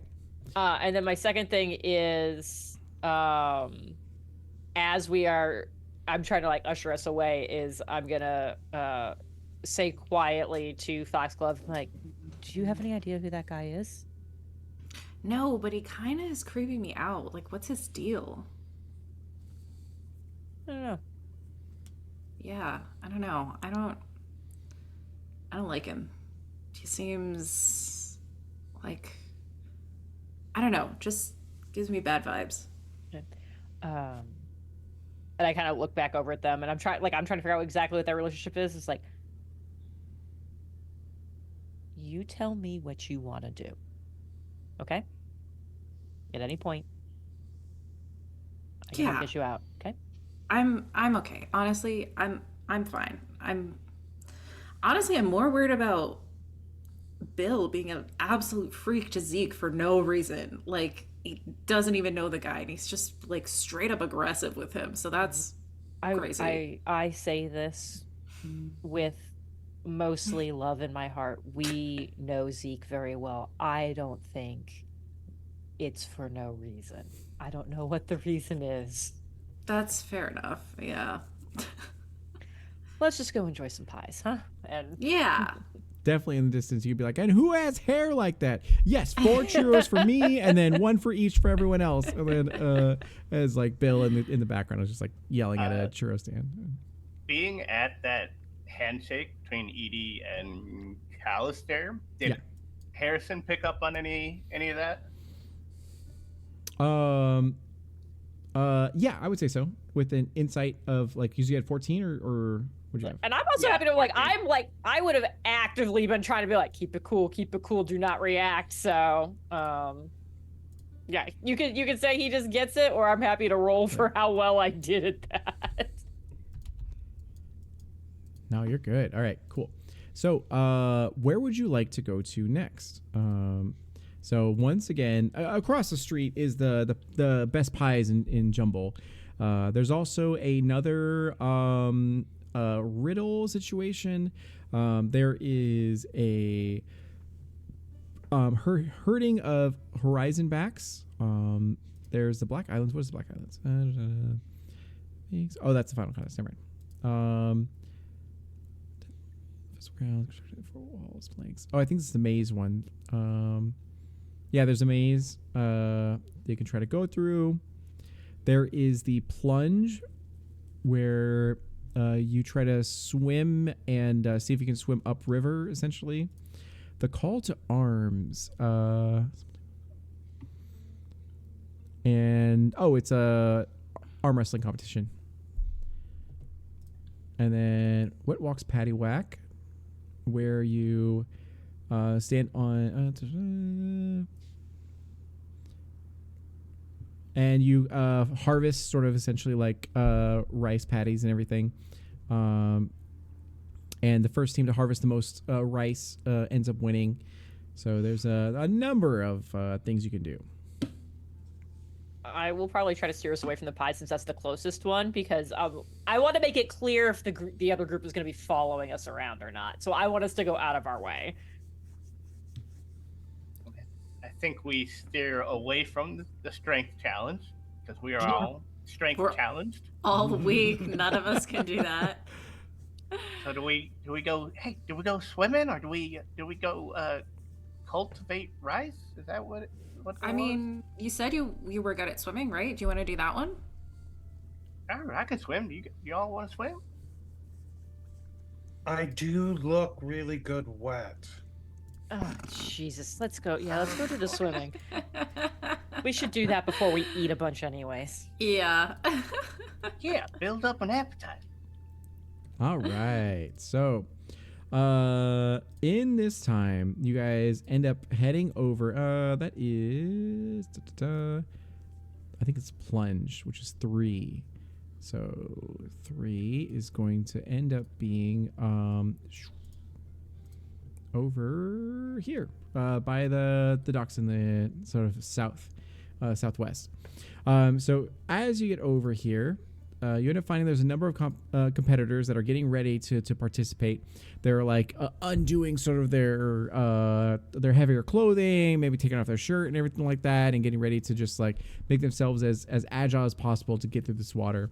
So as you get here, you see that there are several people gathered on the piers arguing among themselves and venting their ire at a spry goblin who responds to their anger with the Muse expression. Suddenly a brash voice cuts through the chatter, and a blue-skinned woman pushes her way through the crowd and stands protectively in front of the goblin, yelling, "She's not going to say it again. If you're here with the team, only one member of your team can participate in the challenge. The rules are clear, and if you can't handle it, get off the pier." And after just a couple seconds, a small group of people begin quietly murmuring to themselves as to who amongst them are actually going to go and participate in this swimming competition. And you see there's a goblin referee, and you also see that there is this a water genasi that is like helping him like sort of with this. And yes, and you see that the goal of this challenge is to swim upstream through rushing waters, and then you have to as it says like on a pamphlet or whatever nearby of the rules, that you're going to reach a rusted spear sticking out of a rotten wood post and then bring back the spear to the dock. And then so who amongst you would like to do it? I know Harrison was excited about it. You're fast. Yeah, but I don't want to take it from him. Oh, true. Well, I mean, I didn't realize we were going to be carrying spears back. I think if you want to do it, you can do it. Are you sure? Sure. All right. I'm sure there are so many wonderful activities we still have left to do. There will be something fun. I don't know what else is going to really be up my alley, but going quickly. I'm happy to be the one to step up for the team for this one. And I will step forward as I take, like, I've got like very little on already, so it's like I'll just like take off the little bit of extra layers and I'm pretty much ready to go. There's like one like overshirt that you take off, and it's like Piccolo as you drop it, it's like into the actual ground. So I totally forgot that we're supposed to take a break. So why don't we go ahead and take a 10-minute break really quick, and afterwards we will come back to see if Edie can do this or drown horribly. Nah, she got this. She got this. It'll be fine. It's gonna be so fine. I mean, a monk doing this, I think you'll be fine. Okay. Yeah. Hey, look, I mean, perfect. And then they can hear us now. There you go. Hey, everyone.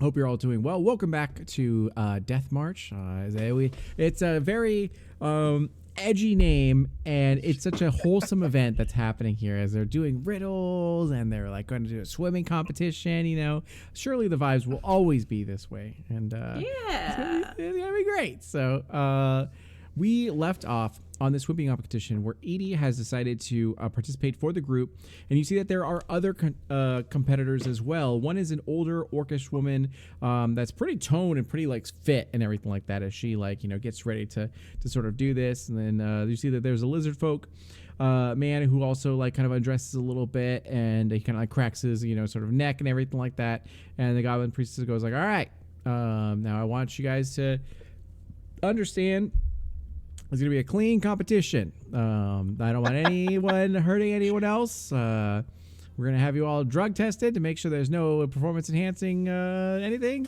and want it to be good. As stated, you guys are going to swim upriver, and there embedded in an actual log is a spear, a rusted spear. You're going to take out that rusted spear, and the competitor that brings it back to the dock in hand will be the one who wins, essentially.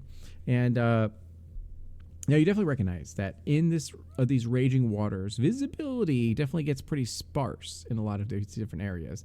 So if something were to happen beneath these waters, not many people could tell, essentially. So that kind of also appears to you all right now. And yes, and all of them kind of like flex and sort of stretch and get ready to sort of do this. Anything you'd like to do before you go ahead and get this going?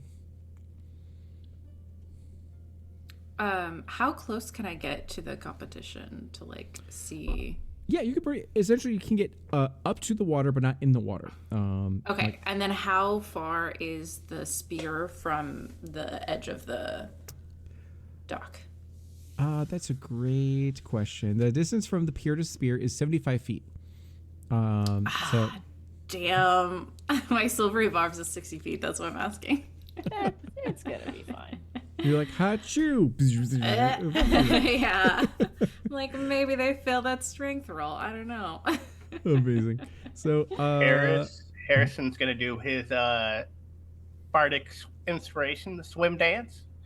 Nice. Cute. And, it's like a you little get 60s moment. yeah, right? There you go. You get a D6 on something. Incredible. Thank you. Something. I have that set to the side. Zeke, why don't you go ahead and give me a perception check?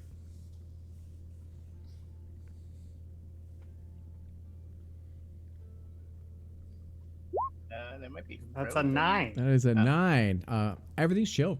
Cool. Everything's so great. So in this I time, believe you. Harrison is dancing. Foxglove is kind of strategizing, be like, I don't know if my spells can reach you to be able to help out, or like or anything like that. As you I all don't have kinda that like- many like buff spells anyway, unfortunately. So Yeah, as you're all It'll be fine. I have confidence in you. It's just a swim.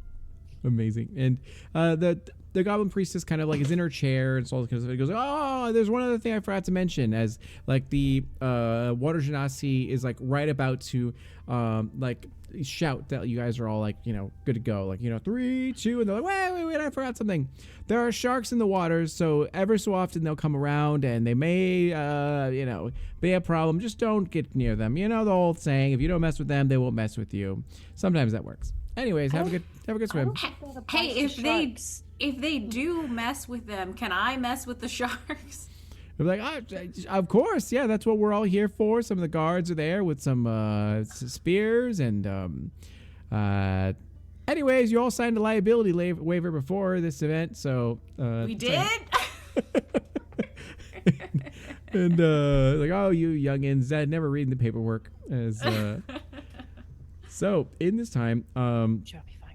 the water genasi I'll be fine. goes ahead and goes, all right, anyone want to quit? And then you see that like one person like ends up being like, you know what, I think I'm good, as it's just like a human that kind of backs up and everything like that. And then everyone else is like, it's fine, I've swum in these waters before, it's no problem. And they go 3, 2, 1, and then go. So what you're gonna do is you're gonna go ahead and roll a athletics check. Athletics check. Okay, great. I think, okay. There are some situations in which I can use dex instead of strength for my monk bullshit. But I don't know if that counts Sure. here. So we'll go on and stick as an athletics. It's a 13. Oh, I'm sorry. Actually, hold on. Let me see really quick. Could she do acrobatics? Yeah, it's like if I can just do acrobatics, that'd be great. Competitors roll initiative when they dive into the water, with all participants expected to use the dash action every round. Any contestant that moves more than 30 feet on their turn must make a DC 13 athletics check. Okay, yeah, that I'm probably this one I'm probably not So gonna it's- be able to finagle my way into a dex one, so that's totally fine. But you got a 13 though. I did get a 13. I got a 13. Oh, you did? Okay, good. So with 13, you yeah. succeed. So, and that looks good. This Yeah, 'cause spear is 75 feet. How much do you So- move with a dash action?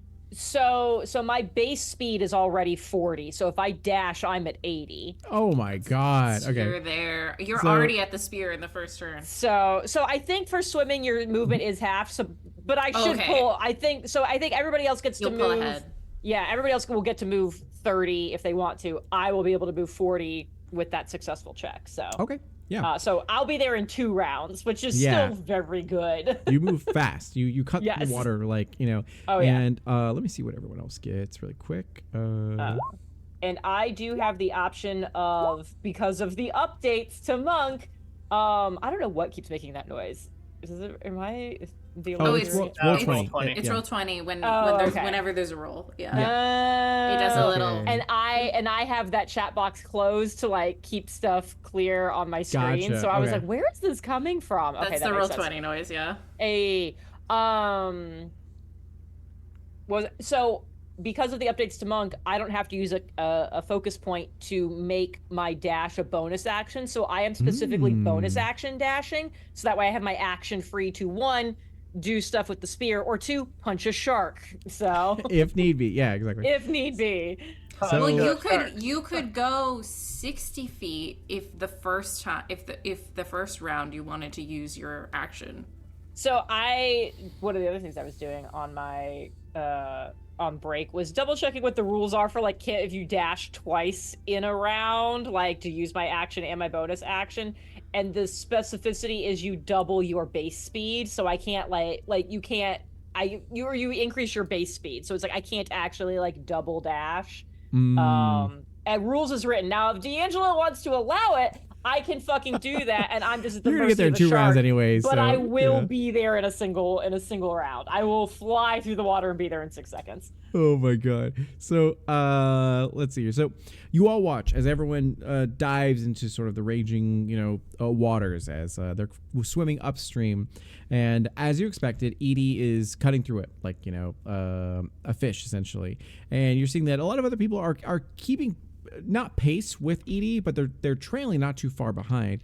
Everyone except the older sort of orc woman. It seems like as she was going, she gets a cramp immediately and starts like seizing up and just going slower than everyone. Still trying to finish the actual sort of race, but completely falling behind and everything. So that is great. So at this time, you're in this water, you're cutting through it, you're not seeing any threat. Yeah, you look around for sharks, you don't see any sharks, and everything seems good. So, all right, next round, go ahead and roll your athletics check. 14. 14. Let's go. You still succeed as you push forward, and everyone else is behind you, trying to get to you. There's a good amount of like space between you and them as you go all the way up to the actual log, and out from it, embedded in it, is actually the rusted spear. It takes an action to pull the actual spear out from the log. Do you want to spend your action to do so? Yes, yeah. And bonus action dash to get their action spear.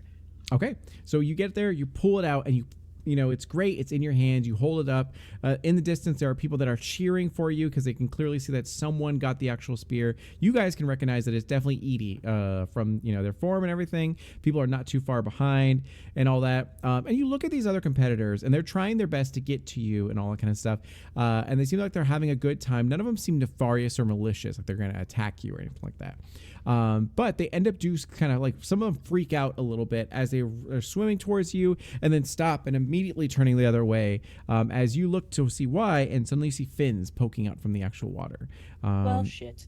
As there definitely seem to be these 2 striped sharks. I have a stat block right here. Okay, cool. I do get to use my encounter builder. All right, awesome. Let's do this. And then Start reading my things. I definitely would have been as close to the edge of the water as possible to try it because I have some distance damage I could do. So I would definitely try to help. sure, yeah. You can help write the eulogy for. I'm gonna kill these sharks. No one's eating our monk. All right. So Edie, I need you to roll initiative for me. What? If we have distance stuff we can do, should we also roll? It depends. So, go ahead and give me a perception. Or can we see? Yeah, can we see Yeah, what's 'cause happening? that's- We might not be able to join until Because with the raging Edie does waters, something. and yeah, 75 feet away and all kind of stuff, the cheering of people, it might be difficult to perceive what's actually happening. not one. Yeah, you think everything's fine. You think everything's good. Yeah, I can't see chewing Edie. shit. Yeah, We gotta get you some glasses. I right. think I have glasses. Better You glasses. just like don't use them. Yeah, and then They're like covered in spray. And then- I'm like taking them off to clean them. and then Edie, what was your initiative? I got a 23. 23. Natural, Oh my gosh. natural 19 with a +4. Jeez. All right. Let's go, monks. Let's go. So you get to start first. You have a couple options. You can just avoid the sharks completely, or you can deal with them, whichever you want to do. They seem to be, I don't want to say like you couldn't win a fight against it, but I will say that they seem pretty solid. Like they're full grown striped sharks. Yeah. Does it look like they're like, I know like once I get in the water, like they're gonna be able to swim faster than me anyways, but like, are they between me and where I need to get back to? Are they to a side? Like, are they, do the sharks seem like there's active food over here and I might have a window?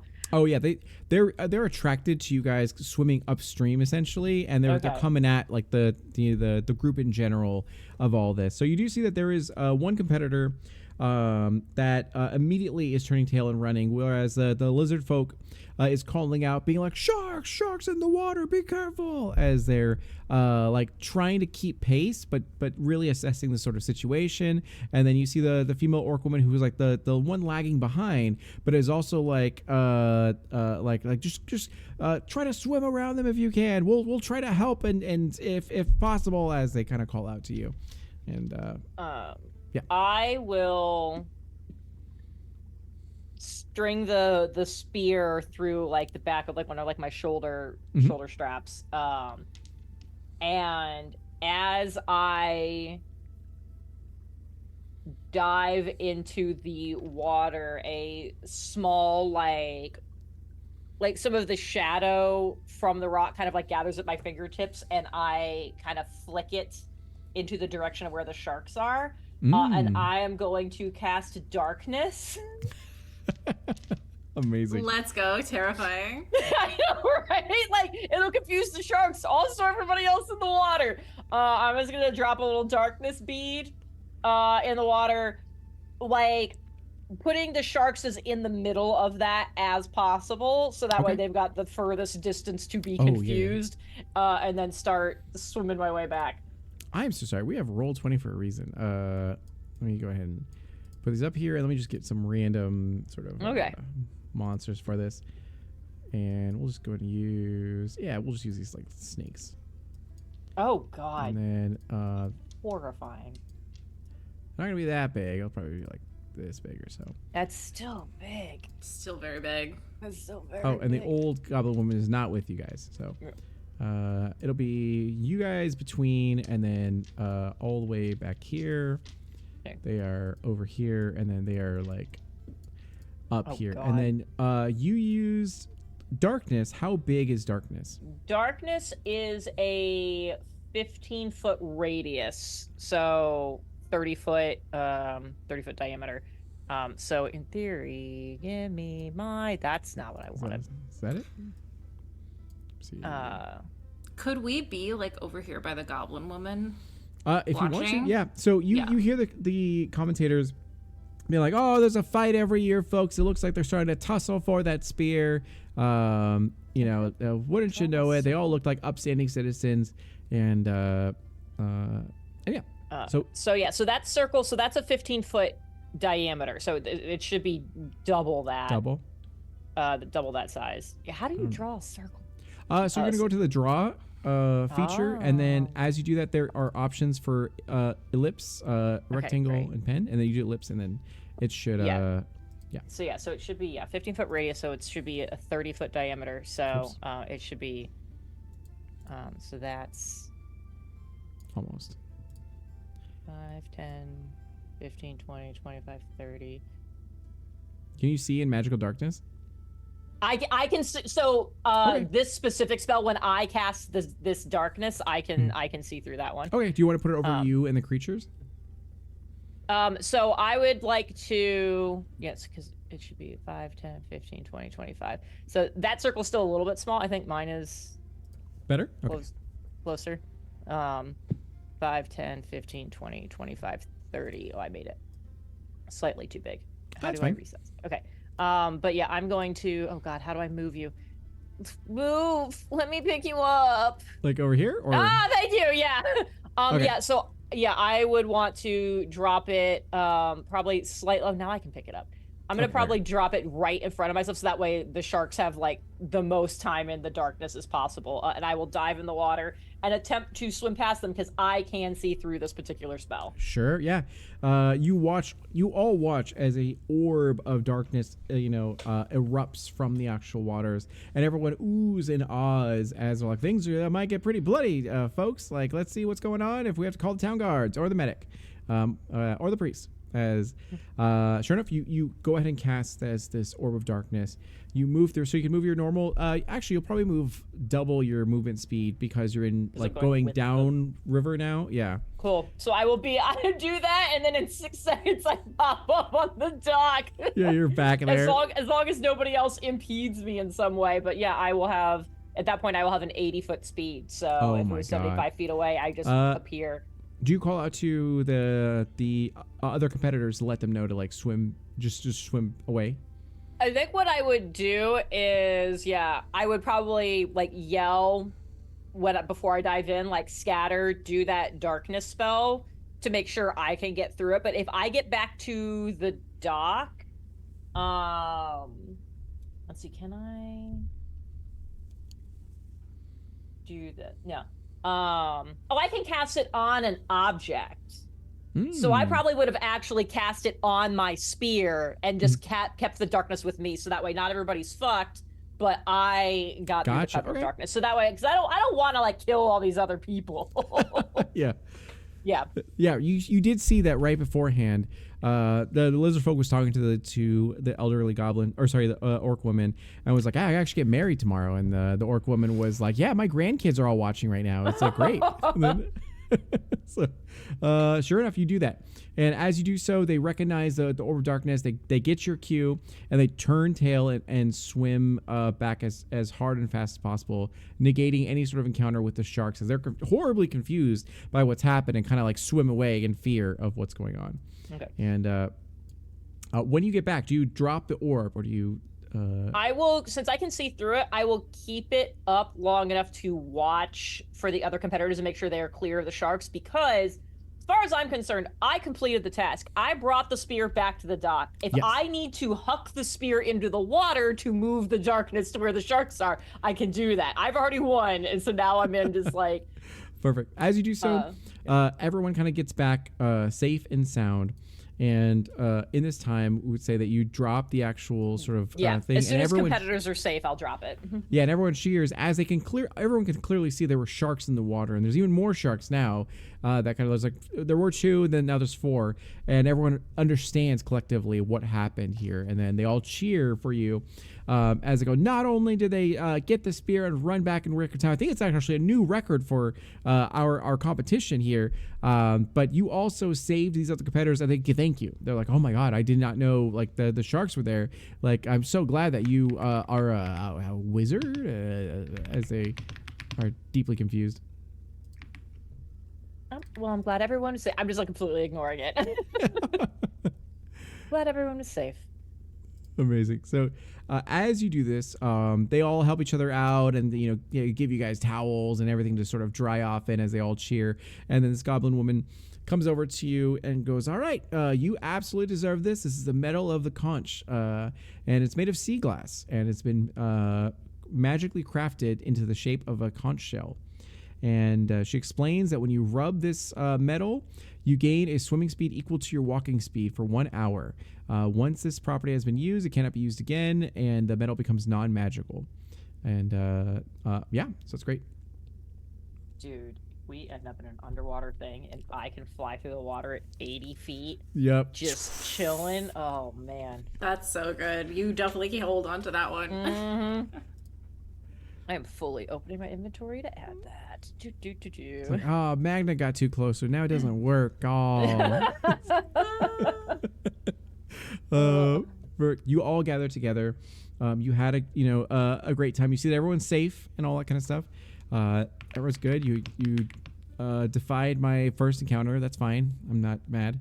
And in this time, you guys are all together. Now, what would you guys like to say or do or go to? Well, that was exciting. I'm just like trying to like dry off a little bit. What would you all like to do? I don't know. You absolutely killed that. We're honestly doing really well. Zeke, Lucky, what do you guys think? What kind of competition you want to do? As a reminder, and let me mark some of these off. So, nope, that's effects. That's lighting. Oh, there we go. Okay.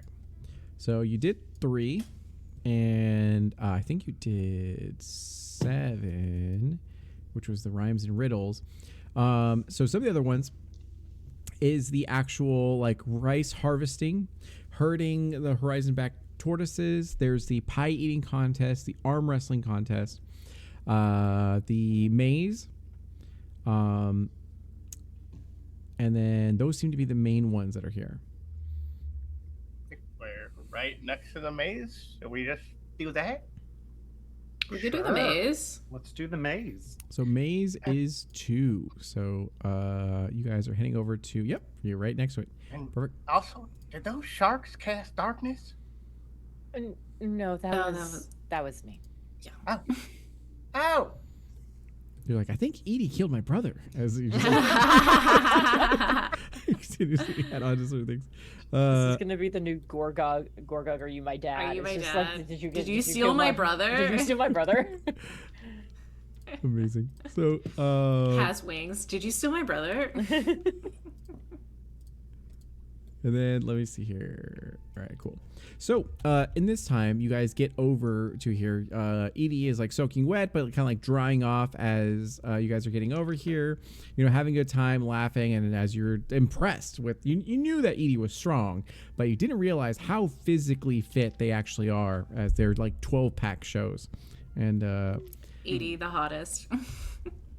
there you go. And then sure enough, as you guys get to the maze, you do see that coming around the corner is this 4 as they're kind of like chatting with each other and laughing. It seems like Ethan just said something that's very humorous as Bill has like pie smeared all over his face. And Callister's just like, you could put that away. And he's like, I know. I thought I didn't even hear them ring the finish bell. And I was still going. Like, it was pretty good. You guys got to try some. And then and Lucia goes, I think I'm going to be sick, but that was really fun, admittedly. And they all kind of laugh. And they turn around and see you guys. And they see you with, are you, now, Edie, do you have the medal with you? Like, do you actually? I probably... Yeah. I might have tucked it away. I don't know if I'm like flaunting it. At this point, like, especially if it's made of glass, I'm like, wait, I want to drop it. Yeah, right. Yeah.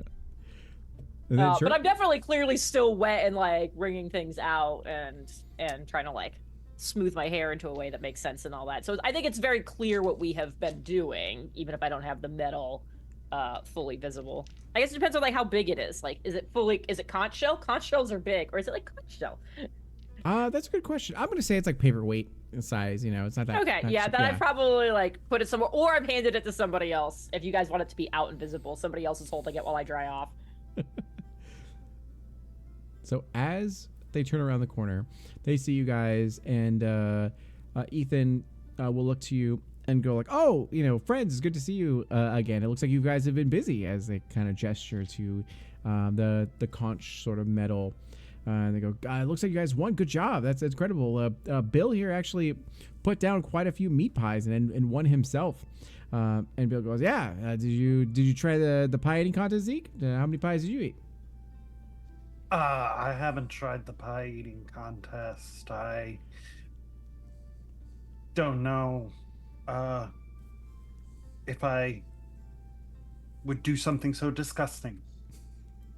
And he goes, it was good. I'm pretty sure I'm going to destroy an outhouse soon, but it was worth it, And we got this medal," as he kind of like showcases it. And he goes, "I don't see a pie eating medal for you guys, so I guess some would say, not all, not me, but some might say might be better." As How many pies did you eat?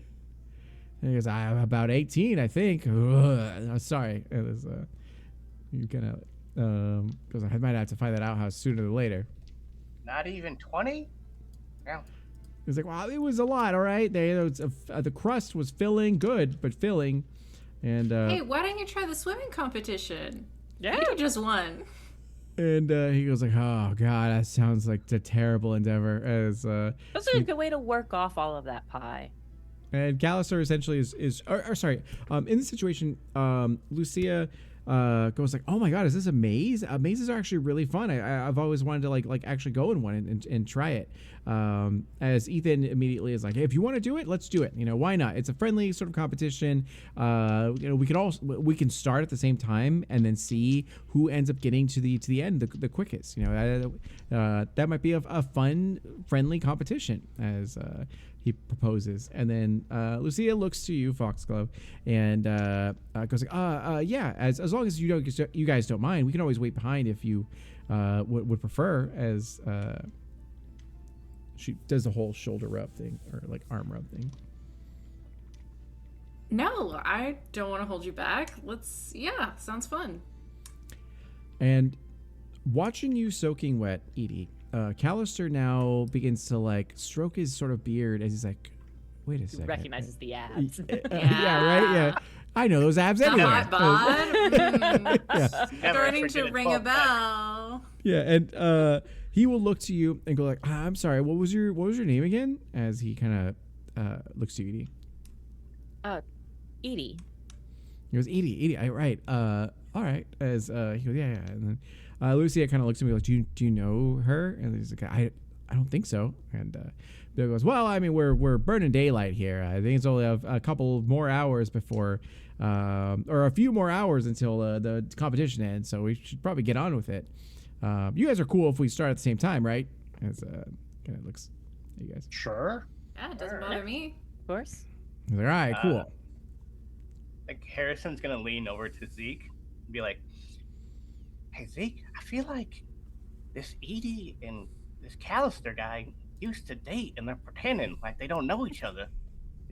Are you getting that?" Harrison, Yeah. in general, always assume that your first thought is wrong.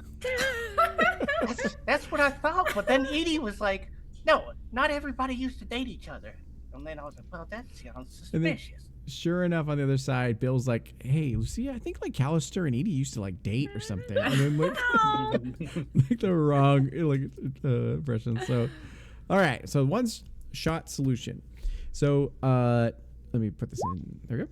Near the entrance to the festival grounds, a maze has been constructed out of 4-foot tall walls of wooden planks lashed together with ropes and propped up sandbags between sandbags. Banners are hung over the openings of the maze, signifying the entrance and the exit. Passageways of the maze are 5 feet wide. Off to the side is a tan-feathered Aarakocra that sits on a chair 30 feet above the ground, giving him a vantage point where he can see the whole area. And he's like, "Hi, you over there? You look familiar. Do you have a brother?" As he calls Harrison. And a small crowd is cheering on, heckling people inside as onlookers are just kind of like watching. And near the entrance An ogre in leather armor is encouraging a reluctant goblin in a breastplate to. Oh, sorry. That's for the pre-written rivals. And sure enough, there are a bunch of people by the actual sort of entrance, being like, "You guys want to do this?" And like, "Oh, mazes are lame. Let's go ahead and move on to like other things, like and all that." And then they're like, "All right, sounds good." And then sure enough, you guys are at this sort of entrance, and they go like, "You know what? You guys got here first. You guys can go in first because we don't want to be all crowded up, down these sort of aisles. Seems kind of thin a little bit, so we'll have you go through." And then, how am I gonna do this? Actually, let me see. Let's see here.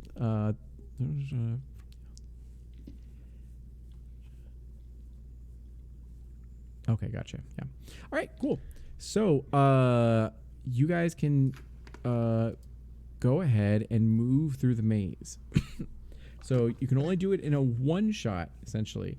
If you get into like a dead end, the Aarakocra, what you already see is going and swooping down and picking up people and bringing them back to the actual sort of entrance to be able to retry or what have you. The talons on this Aarakocra are so sharp and sort of thick as well. It's crazy. So you can only choose like one path at a time. Is like, correct. If you get into a dead end, you have to start over. Correct. Yeah. And you guys can move your characters to be able to like inch forward if you'd like to and try to figure out exactly how you do it. So when I get right like here on the maze, I'm gonna take Daisy and put her on the wall. Daisy can climb vertical surfaces, horizontal surfaces. She can stick to walls.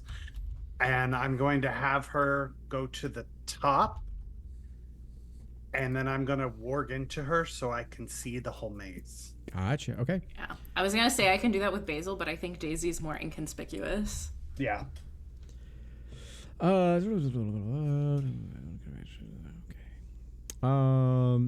Okay. So that's going to give you a advantage on your investigation check. As you investigation or survival, whichever one you like to go to. I have investigation or survival. Mm-hmm.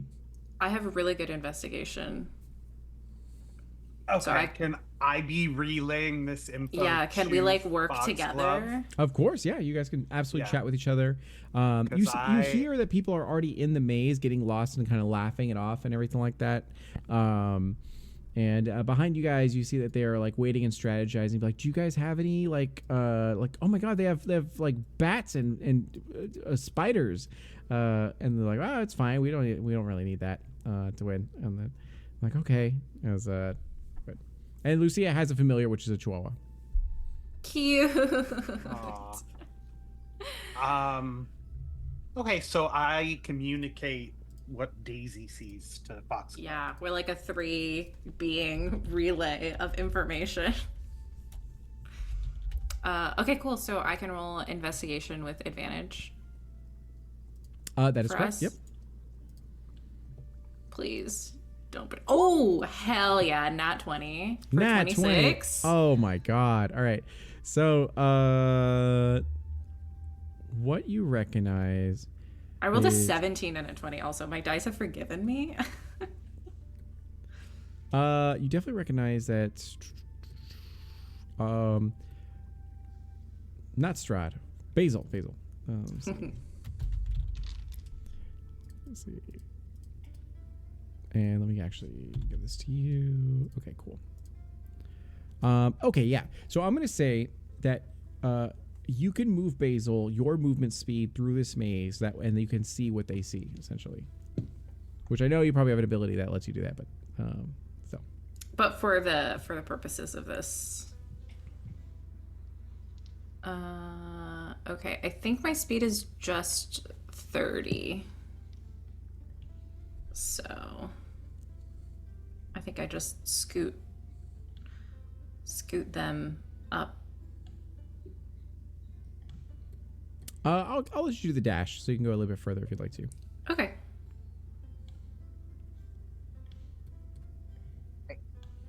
Are we sticking together? Are we splitting up? Oh, I'm How sorry. Let me see. Stick together. Yeah, I guess can we all go sort of like together and just have Basil be sort of like our scout so that Yeah, that's completely fine. Yeah, as you sort of go through here, they're such small creatures that you, I think that would be very inconspicuous and all that. Now, Daisy might take a little bit longer because they have like tiny short legs, but Basil could fly through this sort of area pretty quickly. Basil has 30 fly speed. All right, cool. So they have like standard. Yeah. Yeah, feel free to move your tokens wherever you'd like to. I was gonna call them minis. And should I check out this other passageway down here? Sure. Well, so my intention with having Daisy climb the wall and be on top of the wall is I'm fully cheating. Like, I want to see the path. And Gotcha. what ends in a dead end. So what you can see, I will say, is that the actual exit seems to be this way, all the way to the end, essentially, is where the exit is, but it's in that direction, essentially. Gotcha.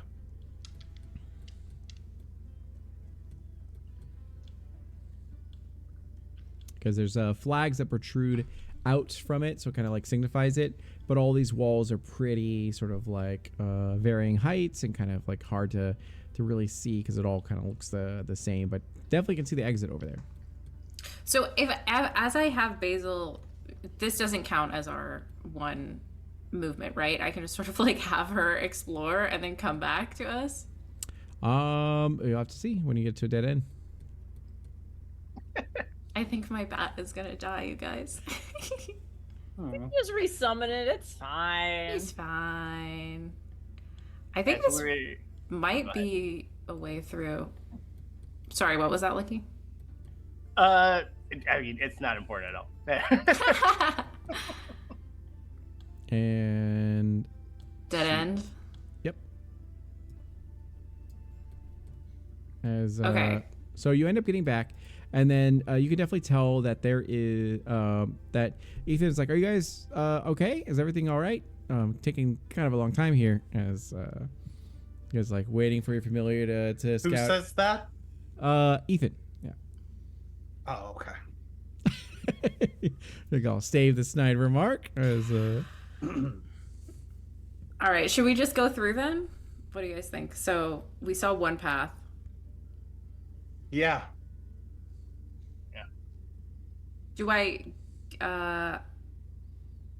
So there's no real benefit to my familiar flying around because it takes the same amount of time. So I guess correct, we just yeah, go. Okay. I point out that the exit seems to be that direction. Yeah, and Basil went down and around, sort of like down that way, and came out at a dead end, sort of in that way. So maybe we go to the left, Okay. unless anyone has a better idea. and To you the hear left it is. So you end up going to the left, and you end up finding that there is a woman that actually is by this rock, and be like, "I've been through this maze like so many times, and I still can't find the exit. But I feel like I'm actually going in the right direction." This, oh hey, as she kind of looks to you guys, and be like, "You guys actually made a good choice because I went the other way multiple times, and it just was terrible." And Well, maybe you should go back that way. What do we think, gang? We can go up to the right over here or down to the left again?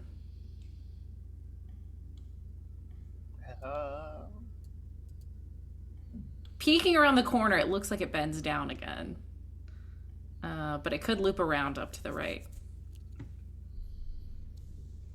Oh God, I think they're following us.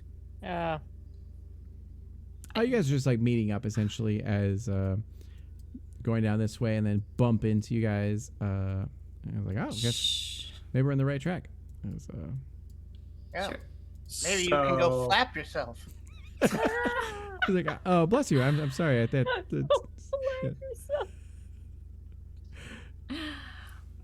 Do we want to go up or down? Let's Up, I guess. go Yeah, up. let's go up. Okay. Lucky's Yeah. gonna be conga line dancing all the way.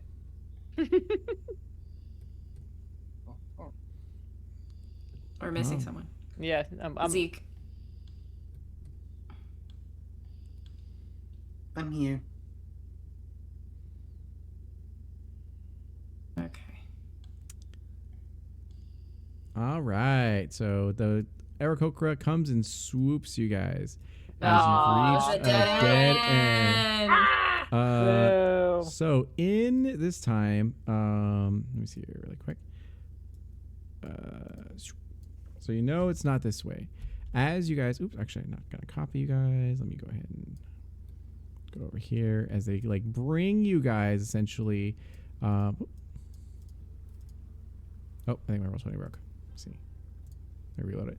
So they bring you guys over to the actual entrance again as the Aarakocra, a band of Aarakocras essentially swoop over and then end up bringing you all the way to the entrance. But one does not essentially, as you see that these Aarakocra grab, your companions. Maybe you get scared at this, Harrison, as you like duck or maybe wait and embrace for like when you're actually going to be like, taken and all kind of stuff. But there's a silence as you're kind of like left here in this dead end. And as you're here in this dead end, you hear the sounds of like actual like creeping of sort of, grass and everything. And you look back to see Ethan as he has his normal demeanor. You're like, oh, a dead end. Wouldn't you know it? And he goes, oh, it looks like we're split up from our groups. That's unfortunate. Hey, by the way, I just wanted to talk with you about something really quick. What is?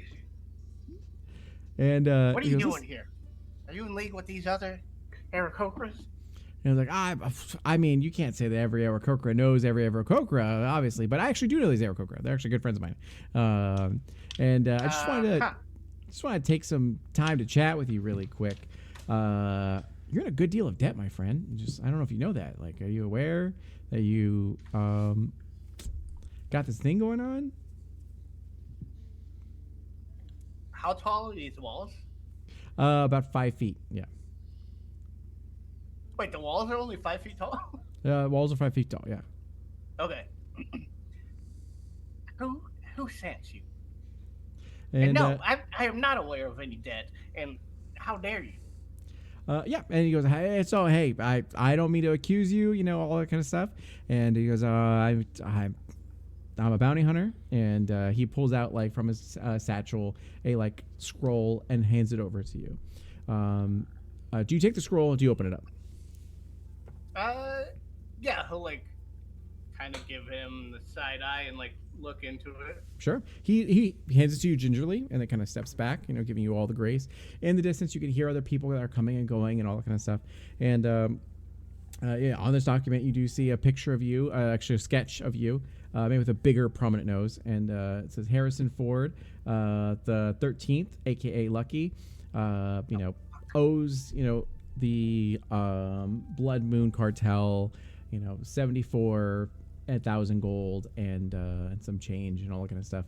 And then it lists all of the transactions that you actually sort of like done for gambling, for like, failed to deliver goods, for all these different things that you kind of took out and never actually paid back and kind of like, come here.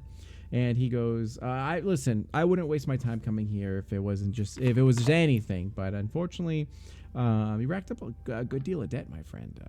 I just wanted to know, do you have a way to pay it back?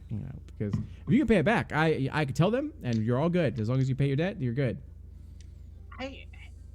That's so funny. I think you got the wrong Harrison. I'm actually George Harrison, and then he is going to use bunny hop and jump over the fence. And okay, so as you do so, he goes, that's a good one. That's a really good one, Lucky. You got a month to pay us back. If you don't, then we're going to take those feet as you head back. And as you jump into the air, another Aarakocra grabs you. And as they do so, they go like, oh, I'm so sorry, sir. We're short on Aarakocra. Some other people got to a dead end. And they drop you off with your companions. Like, hope you have a good time. Other people got to a dead end. I got to go. As he flies off, essentially.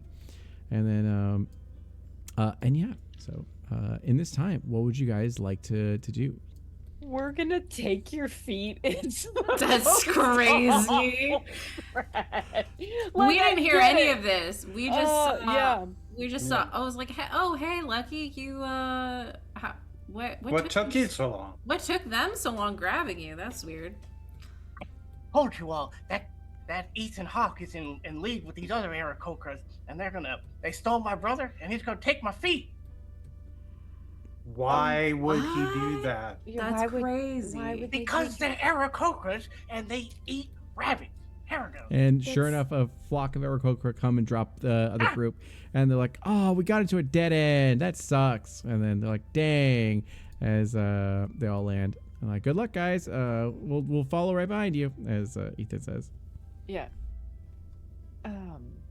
Wait, are we going Are you through? saying this not I- suspicious? Yeah. Do we want to try this again? Like, yeah, that I sucks, Lucky, but guess. we have a maze to do. As you like, Wait, do you want to leave this maze? We don't have to do this Yeah, one. we can do something else. They're just gonna follow us anyways. Are you good? We don't have to do this. I'm just saying. And as you guys are getting into this sort of maze, Lucia will call up, and be like, "Oh, Foxglove," as calls out. Oh yeah, I'll go back. All right. And as you do so, she goes, "You should go to the right path this time," as she says. And then Bill's like, "Are you helping them out?" And he's like, "No, I just wanted to tell her that she had something on her dress."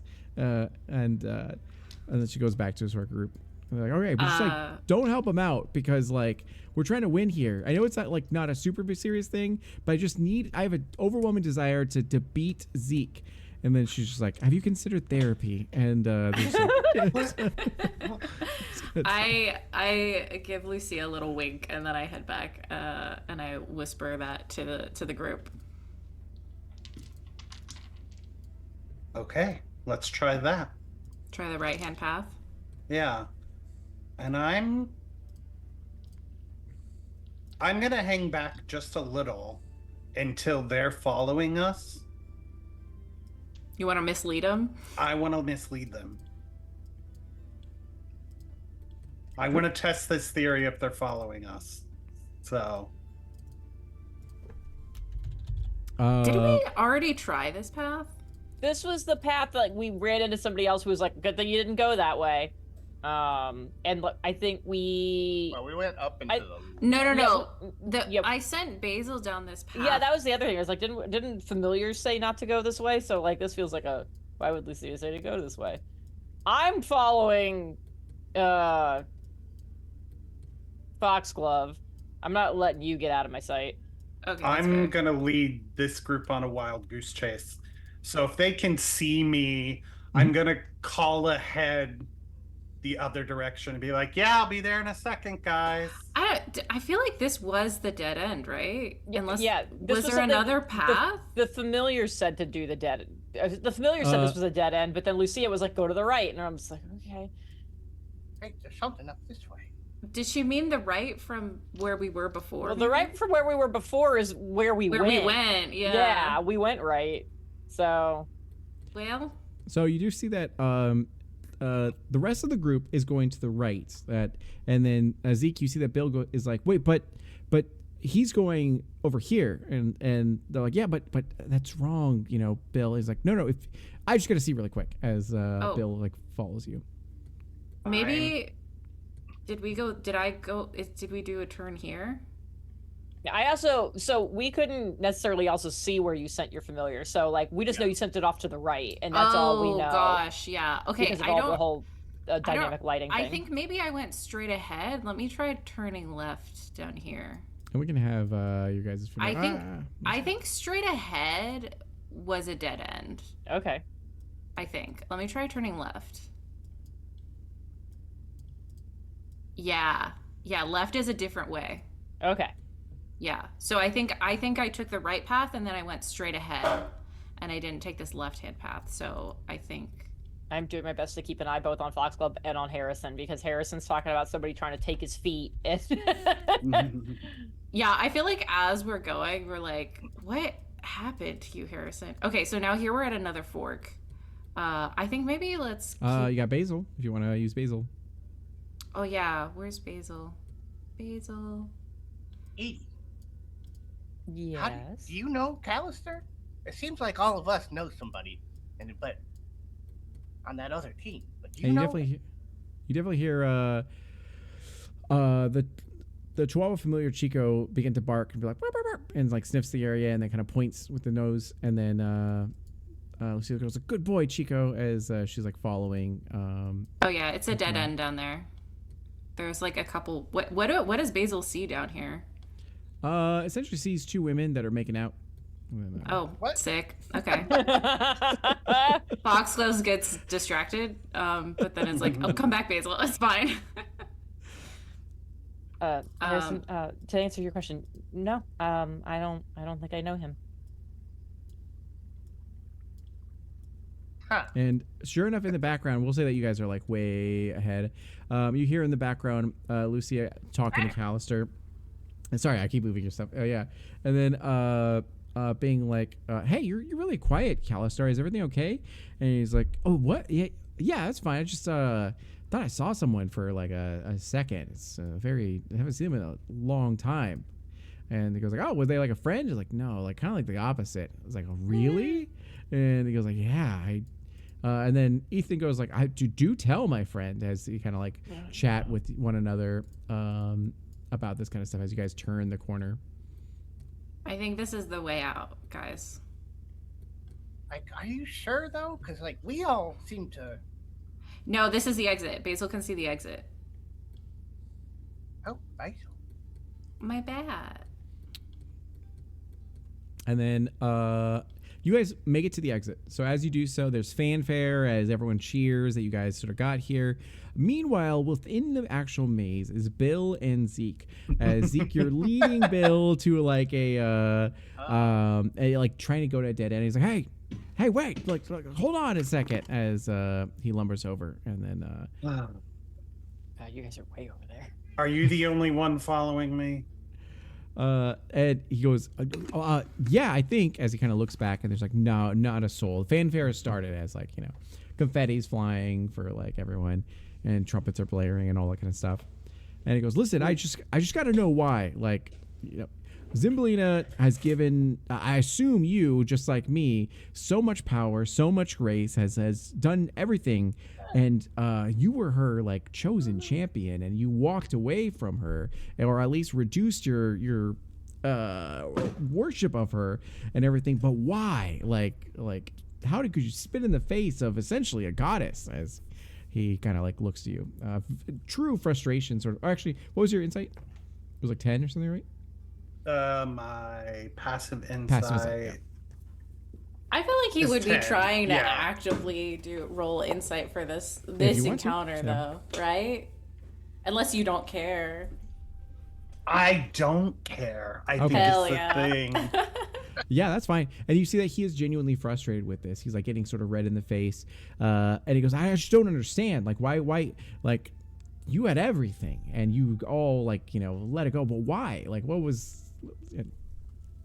Look, man, I don't know what kind of answer you're looking for here. We had a good time. We had a very good time. And he blushes at that, and he goes, What do you mean by that?" As yeah. What do you think I mean by that? I mean, we had a. Do you want me to use finger gestures? I could. And he looks to you, and he puts a hand sort of on the hilt of his blade, and he goes, "You're like besmirching the name. There's no way she would ever." As Aarakocras fly by and are like, "Hey, is everything okay here?" And he looks you dead in the eyes, like, and there's a fury behind them that he truly may have wanted to cause you physical harm if there actually was no one else sort of around. And he relents, sort of from this. And he goes, "No, not at all. I'm sorry, but I think I have to go take a shit. Could you please fly me out of here?" And then the Aarakocras are like, "You got it," as they fly him out and leave you to this place. And then another Aarakocra is like, "Hey, do you need to get out of here?" Yeah, you know what? Just take me back to the entrance. I think my friends have probably solved this by now. They do so, yeah. And sure enough, you are correct. So for everyone else here, you guys finish the maze. So as you get through this maze, what you find is that you are awarded a medal of the maze, which is made of smooth driftwood hung on a piece of rough twine. The labyrinthian pattern is carved into the front of the medal. So we'll just say there's an ogre that actually hands it over to you, and he goes, "Here you go. You guys did a great job. We all watched you. There was some spicy sort of situations there. Hopefully everything's fine. If you need to talk to town guard, let me know. And but just want to let you know that if you click this actual labyrinthian sort of pattern, you'll gain advantage on wisdom checks and know the quickest route to any non-magical path of a maze for 1 hour. And once it's used, it will turn into non-magical wood. But it's also carved by our orphan, so it's actually a really good piece of like artwork. And you see, it's like a crudely like drawn maze. It's pretty simple, and yeah, so that's great. So you got another one down here as you all rejoin. And how is Zeke feeling after that encounter? A little unsettled because he still doesn't understand what he did wrong. I mean, this is like an archfey we're talking about. Like, literally, dalliances in the mortal realm are what they're built for. Yes. So, especially this guy, of the domain of delight, like it's completely not a problem at all. Yeah. Yeah. So it's kind of like he feels like he's being punished for something that anybody would do. Like, he's being slut shamed, D'Angelo. That is what's happening right now, and he doesn't appreciate it.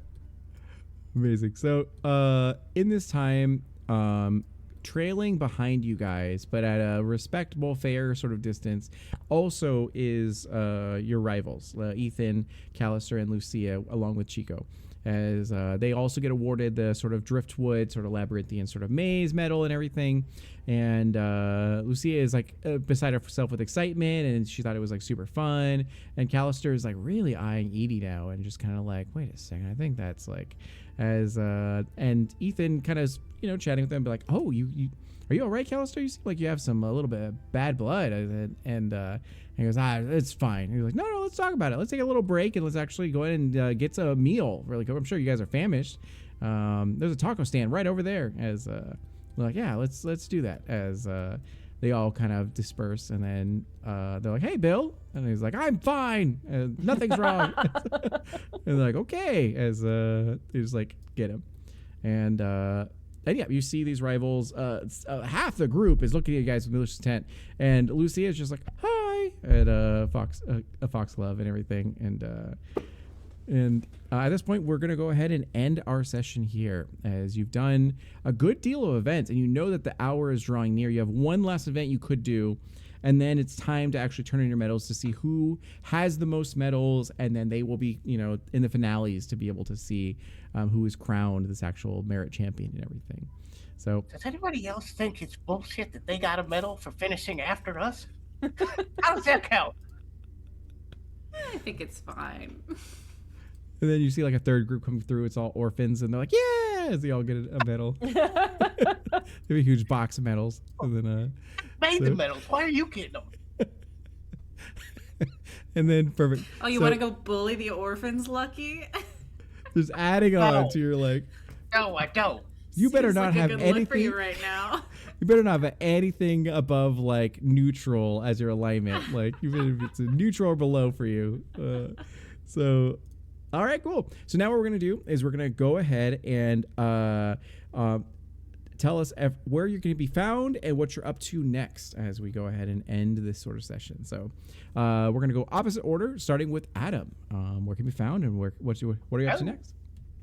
I can be found at Adamus Lamus everywhere, and next either on my own page where I kind of stream sometimes, or here. Let me take these fucking teeth out.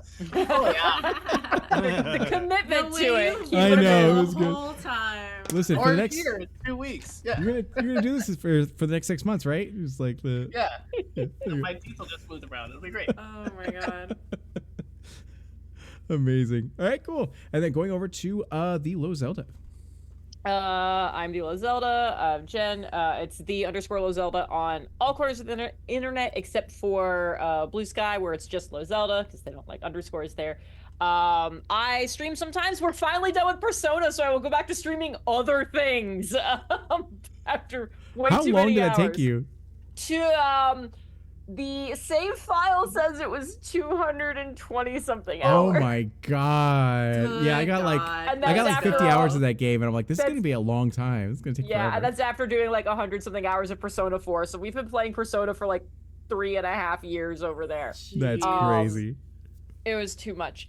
So anyways, we're done now. We're gonna play Turnip Boy Rob's Bank, and which I'm very excited about. Fun. We're doing that and Arzette and all kinds of other silly things. So yeah, come hang out. Because I'm gonna play games I like now. Amazing. And you make some sort of like TTRPG related product, right? Yeah, I do. That's actually probably good to bring up because yeah, so I will not be in our game in 2 weeks, but in 2 weeks on November 2nd is my final shop update for the year because I make dice over at Long Dog Dice, which exists on all the corners of the internet. So you can go get some good shiny math rocks there, and I'm very excited about the things I've been working on. I finally made Dachshund D20s. Oh, that's so They're cool. so cute. And Vampire the Masquerade dice, which I'm super And interested I make in. Vampire the Masquerade dice. Yeah. I've pre-made a whole bunch of those, so people please buy them. But I can at least take pictures of them. Amazing. All right, cool. And then after that, it goes to Benji. Hi, I'm Benji. You can find me on the interwebs at Chance47. That's pretty much all of them except for TikTok, but I'm not really on TikTok. That's a lie. I'm on TikTok all the time.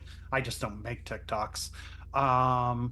And you can catch me here in 2 weeks. And sometimes I'm around over at Lost Caravan, where an actual play of Cult Divinity Lost I'm doing is premiering new episodes every Friday through Halloween. So check out some spooky, scary angels and demons kinds of games over at the Lost Caravan YouTube channel. Amazing. And then last but not least, Isabel. Hi everyone, I'm Isabel. You can find me all over the internet at Isabel is okay. I don't have any set dates for anything coming up, so Jonesy and I will just say goodbye. I'll plug my cat. Amazing. And thank you guys again so much for watching Death March. We'll be back in 2 weeks with a couple new cast members as well. So I know I canonically said that only 4 people can be in a group, but I may have to change that and retcon that to incorporate more people and all that kind of stuff. But that's totally fine. That's totally cool. And want to say thank you guys all for watching. If you are loving the actual content and want to support, there is the actual number one. Let me put the links to everyone in here. And then number 2, let me put the Ko-Fi link because we're trying to raise about $200 to get like black and white bust sort of character art for everyone's sort of character and everything. So if you want to contribute to that, that's cool. And also it translates to the actual game itself. So next week, if you want to add anything like a 1d4 to a certain roll or summon extra baddies next time they fight something, like it could have been 6 sharks that Edie was fighting instead of 2. It's totally up to you guys. So yeah, so I just wanted to say that, and I hope you all have a wonderful night, and we'll see you guys later. Bye.